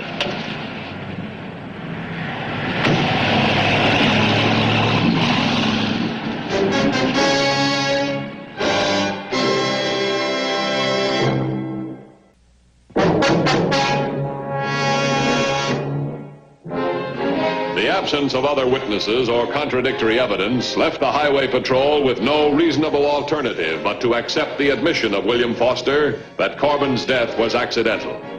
However, the later questioning of Corbin's daughter gave the Highway Patrol cause to doubt the accuracy of Foster's account of the tragedy. Matthews informed William Foster that Corbin's daughter had been told the circumstances of her father's death. She must be very bitter towards me. Well, as a matter of fact, she is, and she said you and Corbin were great friends. We were. I owe Tom Corbin a great deal. Did you go hunting together often? No. I usually went alone. Corbin didn't approve of hunting. Well, if he didn't approve of hunting, what'd you take your rifle along for? I like the feel of a gun in my hands, Mr. Matthews. Or rather, I did. And I certainly didn't expect to see a deer. Well, I won't bother you anymore. Perfectly all right. Please tell your men they're welcome at any time. Thanks very much.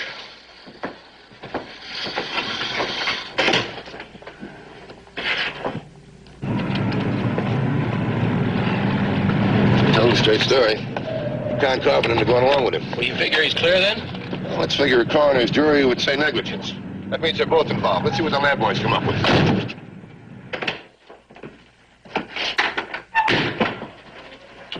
I've triple-checked those figures, but if you want, I'll go over them again with you. No, thanks. Bill, you've been through an ordeal. Why don't you go on home? I can handle things here. Thanks, I'd rather keep busy. Sure. I understand. Oh, I've promised Mr. Matthews full cooperation. They may want to check the books. Anything you say.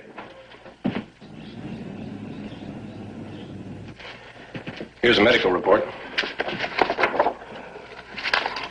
Death instantaneous, caused by destruction of heart and lung tissue by bullet from .30-06 rifle.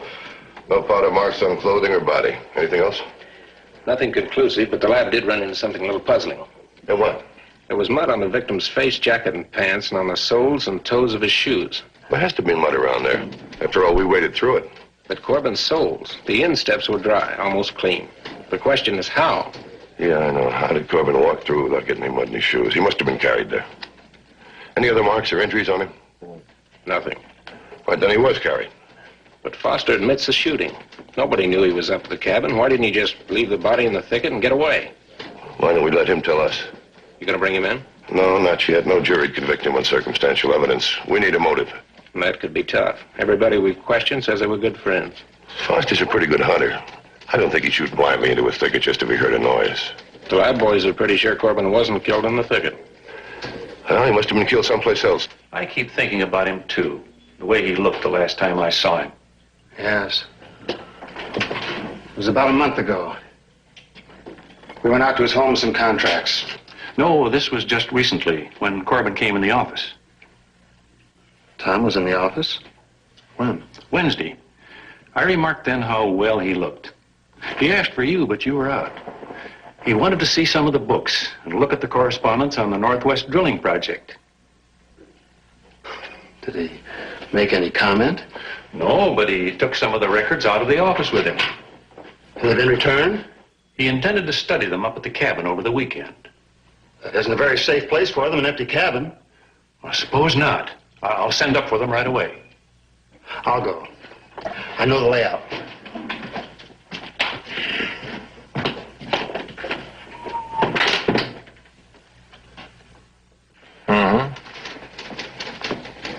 I see. Fine. That's fine, Mr. Marlowe. Thank you. If we want anything else, we'll call you. Right. Goodbye.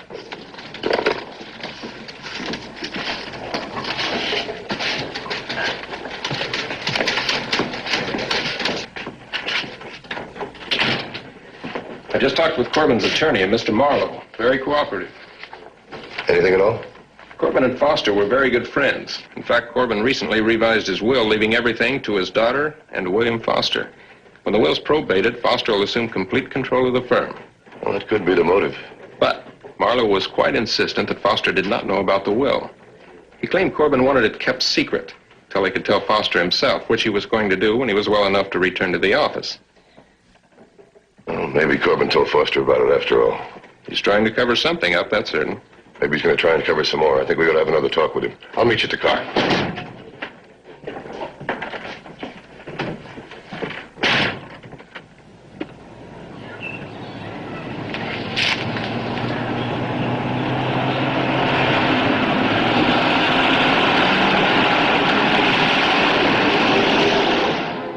Dan Matthews was informed by the controller that William Foster had left on business. Again, Matthews was assured that the two partners had no personal or business disagreement.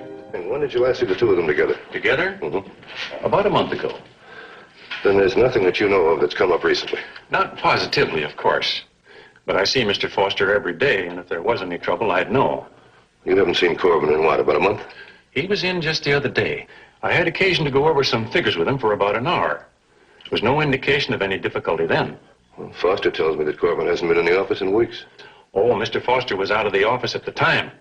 He evidently didn't know about Corbin's visit until just a while ago. That's why Mr. Foster's gone back up to the cabin. Oh, he's up there now? He's on his way. You see, I gave Mr. Corbin some papers and correspondence to study over the weekend. And Foster went after him? Why, yes. They represented a rather sizable investment, and Mr. Foster and I didn't feel that a deserted cabin was a safe place for them. Foster's up there alone? Yes, put him on. Excuse me. Sure. Yes, this is Mr. Edwards speaking. May I help you? Well, the bank's records must be in error. We never permit that account to drop below the minimum. Now, just a moment. I had occasion to check the records on that account just today. There is on deposit over $6,000. A cash withdrawal of $4,000. By whom? Oh, by Mr. Foster. Oh, I see, yes. Well, thank you very much. I'll arrange a transfer deposit from another account Monday morning. Thank you.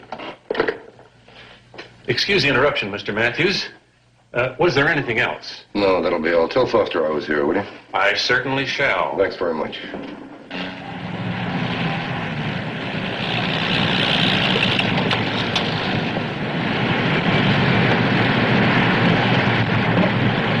There's something in Corbin's cabin Foster wants before anybody else gets to it. He's got $4 grand. Now, he can go a long distance on that.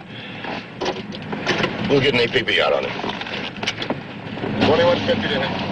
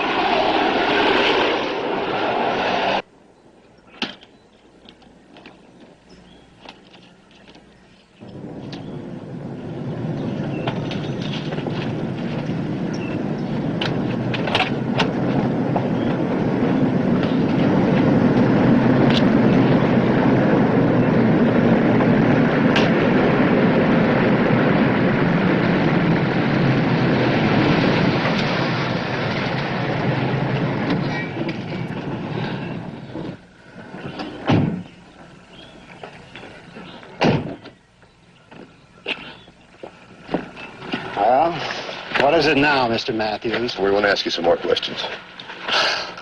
I promised to cooperate, but honestly, this continued harassment. I'm sorry. I guess you understand I've been under quite a strain. Yeah, sure, we know. I came up to pick up some business correspondence and some records. Do you mind giving them to us? Well, really, they're of no significance to anyone outside the firm. They're merely records I didn't want anything to happen to. We'll make sure nothing happens to them. All right. Turn the front seat.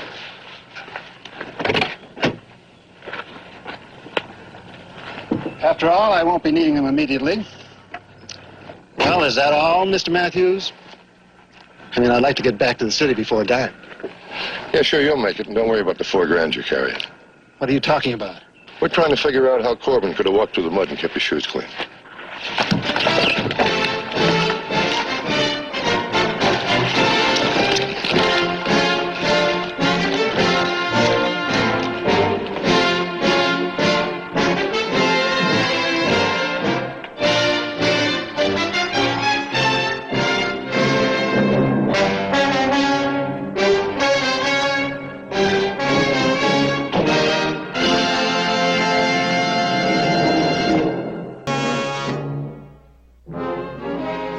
Robbery is the most prevalent of all crimes, and the one which is the most difficult to prevent. The ingredients of the crime are something of value and a person willing to take some risk to get possession of it. On January 27th, Rita Hudson, employed by the International Diamond Imports Company, arrived at the railroad station to claim a shipment of diamonds consigned to her firm. A very simple procedure involving no risk, since only Rita and her employer knew what the parcel contained. Oh, Rita.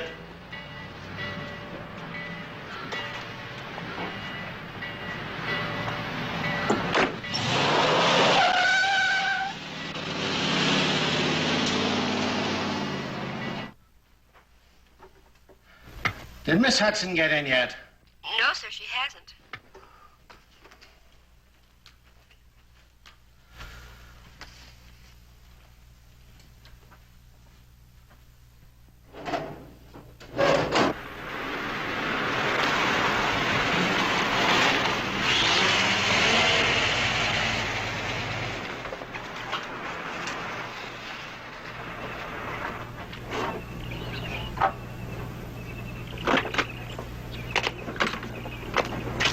Come on, get out. Take a look around.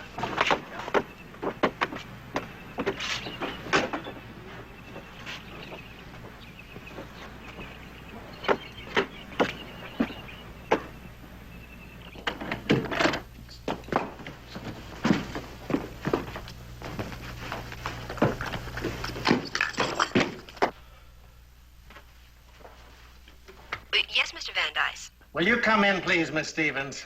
Yes, sir?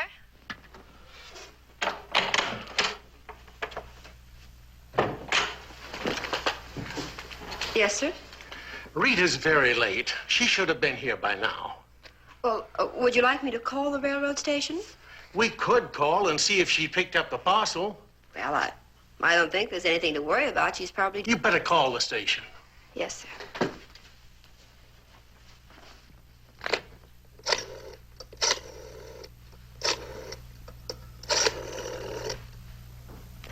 Hello? Would you please give me receiving? Yes, thank you.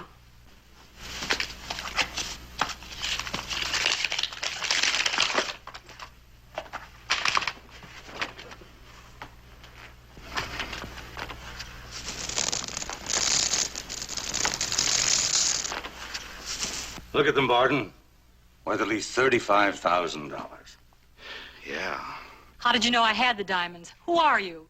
Look, Mrs. Hudson, you're here and there's nothing you can do about it. We've got the diamonds and we're going to keep them. Oh, you are a couple of brave men. Two of you, and you have to tie me up like this. What are you afraid of? We're not afraid of anything, Mrs. Hudson. We just don't want to have to hurt you. How did you know I had the diamonds? Now, look, shut up. We got enough problems without having a yapping woman around. Now, be quiet or I'll have to quiet you. It must have been somebody close by, somebody who knows our office routine. You listen to me, lady. I don't want to hear any more questions out of you, nor I don't want to hear any talk out of you. You just sit there and you behave yourself, or else we're going to have to hurt you. So I suggest you play it smart.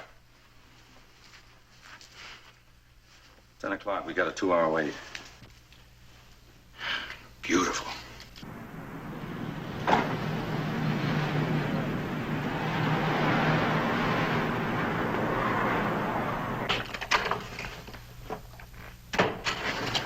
Matthews. Headquarters told me one of your employees disappeared with a consignment of diamonds worth about $35,000. Well, how did it happen?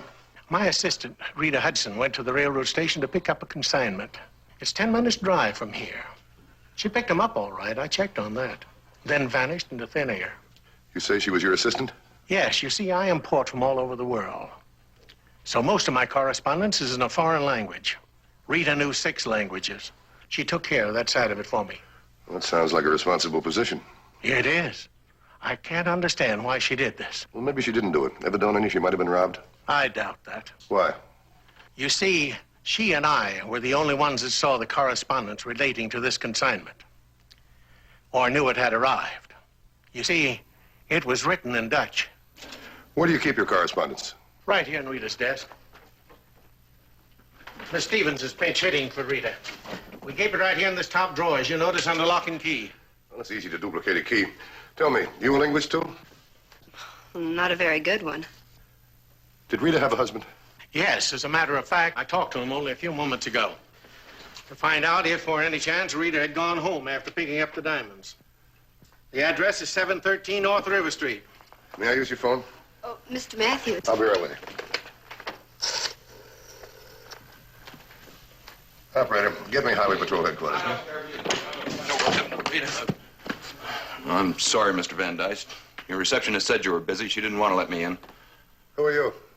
It's Rita's husband. Mike Hudson. Who are you? Matthews, Highway Patrol. All right, never mind that call. Can you tell us where your wife is, Mike? I'm here to find out. I got a call saying that Rita didn't come back here after picking up a consignment of diamonds. Now, what about it? I'm not accusing Rita. She's been so loyal. But the fact is that she vanished with $35,000 worth of diamonds. You think she stole them? I don't know. Dirty old... All right, that's enough. This is going to get us no place. Come on, wait for me outside. You wanted me? Well, yes, you see, Rita and I were pretty good friends. Well, just office friends, but she did tell me something that might explain a lot of things. Yeah, what was it? Well, it's about her and her husband. What about him? Well, he just can't hold a job. With his temper, I can understand that, but what's that got to do with the diamonds? Well, I don't know. I just thought maybe she got tired of supporting him. Oh, I see. Thanks. I'm going, Mr. Van Dyke. I want to take a look at the Hudson house. I'll be back.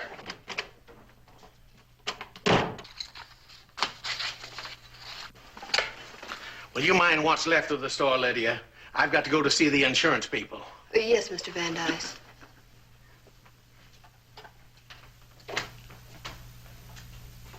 Line, please.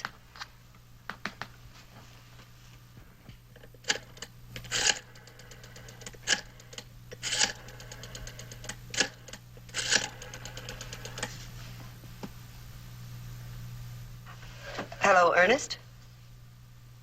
Lydia. Where are you calling from? The office, but it's okay. Van Dyce is gone. How's it going? Well, look, I'm a little scared. Highway Patrol's been here, and, well, I don't believe they think Rita took the diamonds. Oh, don't get jumpy, honey. They can't prove anything without Rita. How much longer before you meet Darrow? Very soon now. I wish I were going with you. And we could keep right on going. Right out of the state and out of the country. What's the matter with you? That would put the cops on your trail. Oh, Lydia, look, you've got to stay put for a while. And, honey, don't risk calling from the office, huh? Oh, okay.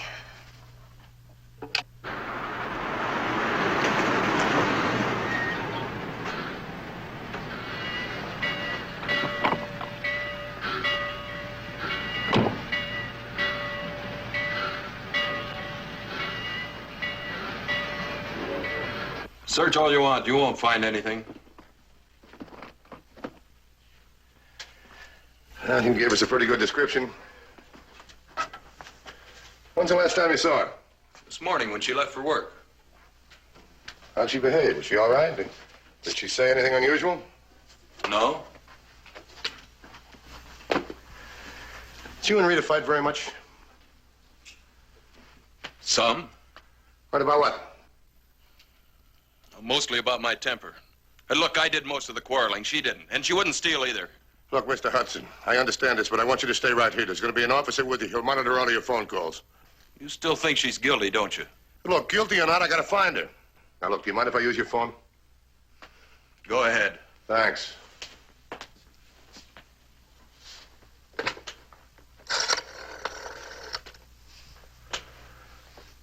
Highway Patrol headquarters, please. Highway Patrol headquarters. This is Matthews. William report in yet? Yes, sir. He checked in quite a while ago. I told him about the robbery, and he went down to the depot to investigate. He should be back any minute. Wait a minute, sir. Here he is now. Hello? Mr. Matthews, what'd you find out at the station? Well, not too much. Might be a lead, though. 1476 checked out a car against the hot sheet. It had 2 men and a woman in it. Seemed to be in a hurry to leave the railroad station about the time Rita Hudson picked up the diamonds. Oh, then he got a license number, huh? Although he didn't write it down, didn't seem to be a reason to. But he does remember it was a 2-tone gray 4-door sedan. All right, look, an APB out on this. If Rita was taken, the consignment tip-off must have come from within the office. You think it could have been Van Dyce for the insurance money? Yeah, maybe. I'll tell you what, meet me outside of the Van Dyce building. You bring the undercover car, I'll bring mine. I'll switch with you there. Then I'll be in touch with you. Okay, I'll be there as soon as I can. Mr. Hudson. I'm going to leave you now. This is going to be a stupid thing to say, but look, try not to worry. Okay. We'll find her. Thanks again. Yeah. Please let me go. You've got the diamonds. What more do you want? It's not a question of what we want, Mrs. Hudson. It's a question of what the cops want. They'd just love to have an eyewitness. Oh, relax. What are you going to do with me? Oh, let me take care of her. She's getting under my skin. I can't stand it. No, not here. But make no mistake, Mrs. Hudson, we will if we have to. Very soon we're going to leave this house, and you'll walk very nicely out of it with us, get into the car, and we'll go for a ride. Eventually we'll stop, and you'll get out when we think it's safe. How you get out, Mrs. Hudson, depends entirely upon you. That's right, Mrs. Hudson. It all depends on you.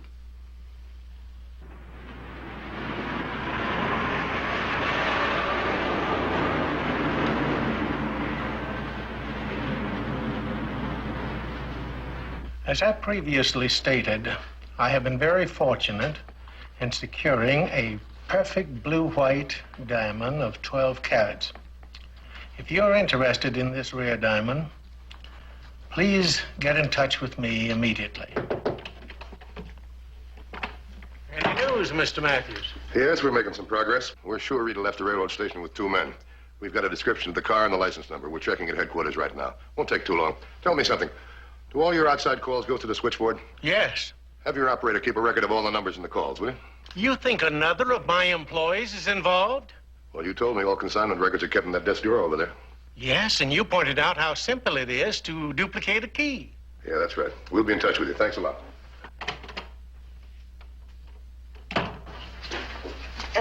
Is it all right if I go to lunch now, Mr. Van Dyce? Certainly, did you? Thank you.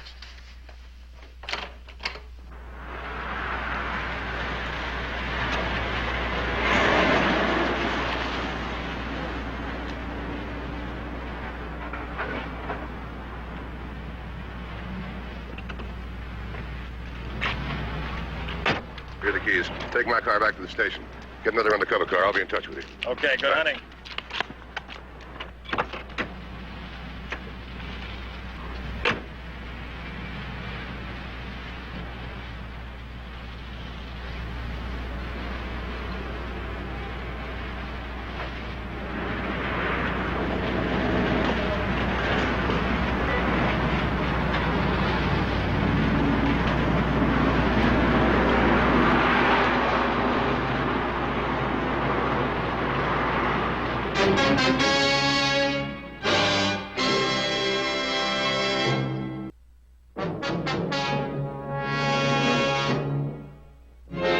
As Matthews hoped she would, Lydia Harris panicked. Unaware that she was being followed, she sought out a public phone booth.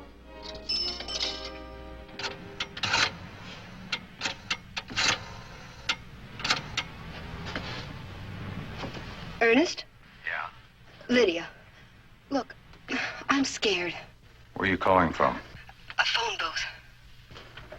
Good. What's wrong? Look, Highway Patrol spotted you and Rita. They've got a license number and a description of the car. What's more, they know another Van Dyce employee was involved. Oh, honey, I've told you over and over again that their job is to suspect everybody. Now, look, they can't prove anything without Rita. Oh, look, I don't care. I'm quitting Van Dyce as of right now, and I'm coming over there. No, wait. Now, hold the line a minute. Trouble? Yeah. She's hit the panic button. Says the cops have somebody who got the license number and description of the car. That sounds like a police trick. That's what I think. They could have tricked her hoping she'd panic. Well, then if she's headed here, they'll be right behind her. Hey, listen, Lydia, there's no point in coming over here. We're gonna leave in a few minutes to meet Darrow anyhow. No. I'm coming over there. Now, you wait for me, Ernest. All right, honey. We'll wait for you here. But hurry, huh? Well, she's coming anyway. We gotta get out of here fast. Better clean this up.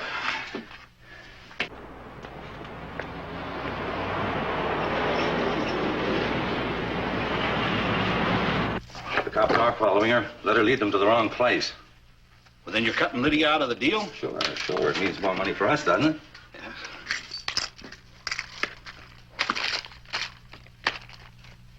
Ed, what are we gonna do with her? We'll take her along with us.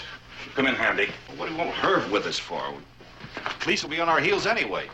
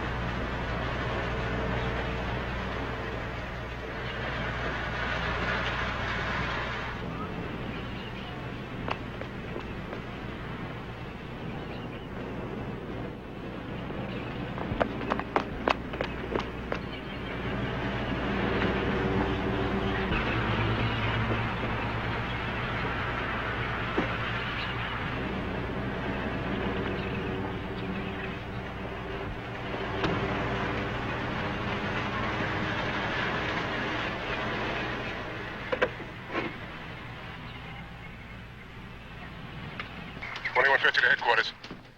Headquarters, bye. Entering the house at 1729 Front Street. Find out who lives there. I'll stand by. 10-4? 10-4. Ernie? Ernest? Ernest? Headquarters at 2150. 2150, bye. 1729 Front Street is being rented by an Ernest Sober. Find out all you can about him. Have Williams meet me at Zober's house. 10-4?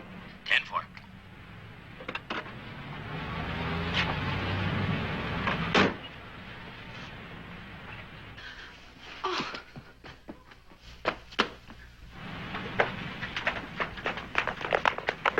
Oh, hello, Mr. Matthews. Oh, what are you doing here? I followed you.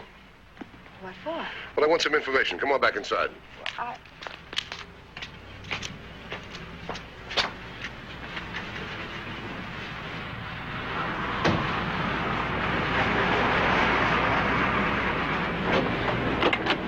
Look, Mr. Matthews, I'll be glad to help you any way I can, but I just don't think there's anything. What do you know about Zober?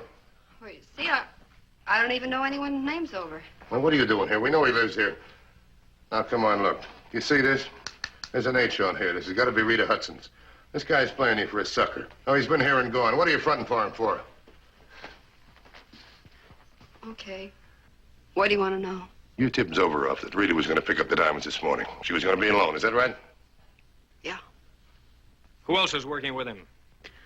Well, his friend Chuck Barton and a man named Darrow. Do you know where they went? They were going to meet Darrow. They said here, but I don't... Yeah, I know. It's the wrong place. Huh? That's all I want to know. Come on, let's go.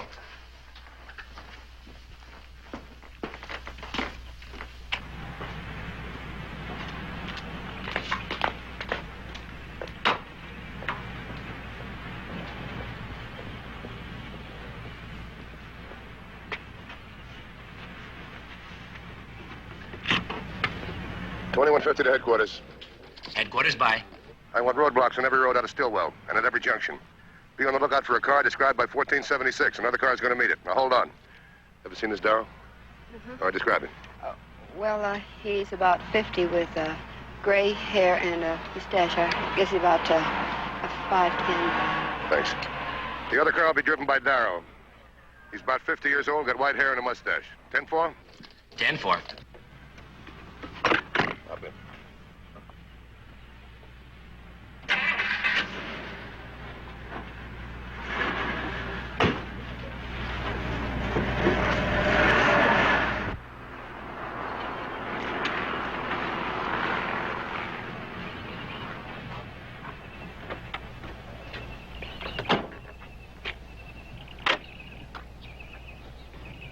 You want her out of the car? No, leave her there for the time being. Waiting's the part I hate. Time's on our side now, Barton. While the cops are wondering what Lydia's doing in my house, we'll be on our way east with Darrow. I wish you'd get here.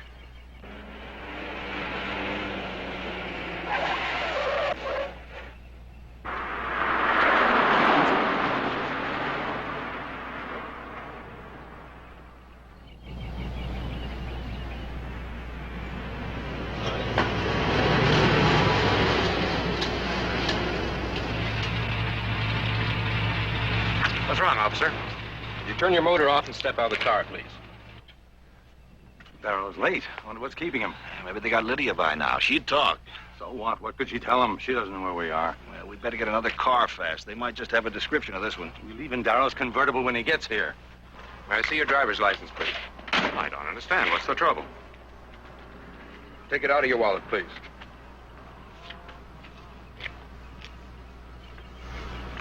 You're under arrest, Mr. Darrow. On what charge? Grand theft. Turn around and put your hands on the car.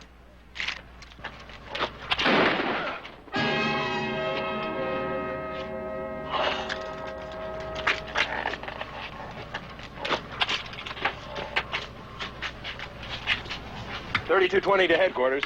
Headquarters, bye. I just stopped the suspect Darrow. Had to shoot him. Send an ambulance to Route 21, 5 miles south of 60. 10-4? 10-4.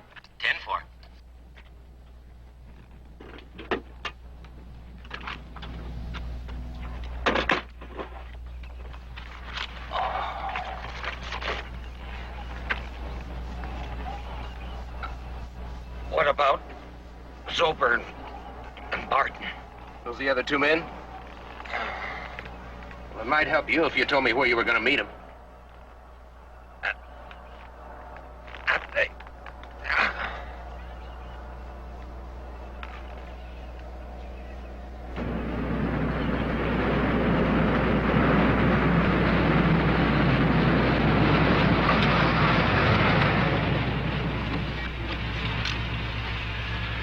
Well, 3220 was right about the position of Zober's car. It's got to be right over this hill here. What if Rita Hudson's still with him? Oh, we can't risk her neck. All right, here. You stay with her. I'm going to take a look.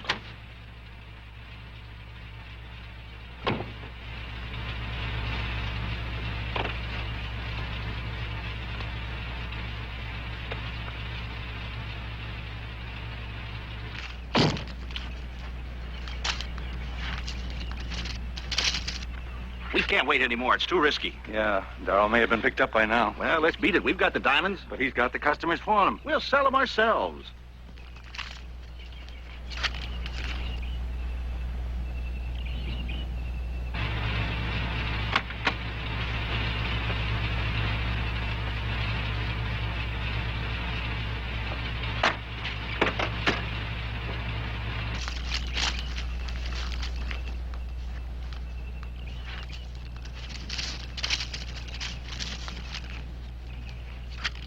Well, I guess you're right. Let's get out of here. Well, we got to pick up another car. We can do that in town. All right, hold it.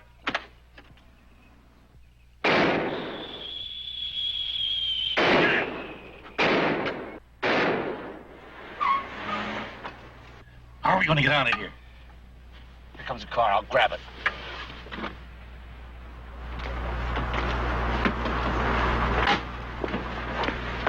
Okay, buddy, out of the car. Come on, out of the car. You heard me, out of the car. Come on, move. Right where you are, hold it. All right, now turn around and put your hands on top of the car. Frisk him. Come on out.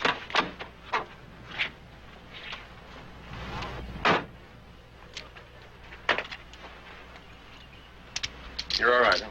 I'm fine, thanks. Okay. Untie her. Oh, by the way, you all right, too? Yeah, I'm okay. Lucky.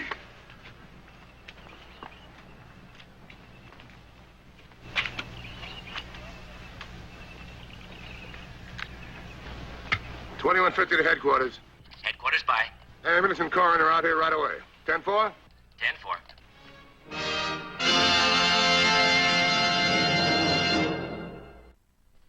I hope you'll be with us next week. Until then, remember, no matter how new, the safest device in your car is you. This is Broderick Crawford saying, see you next week.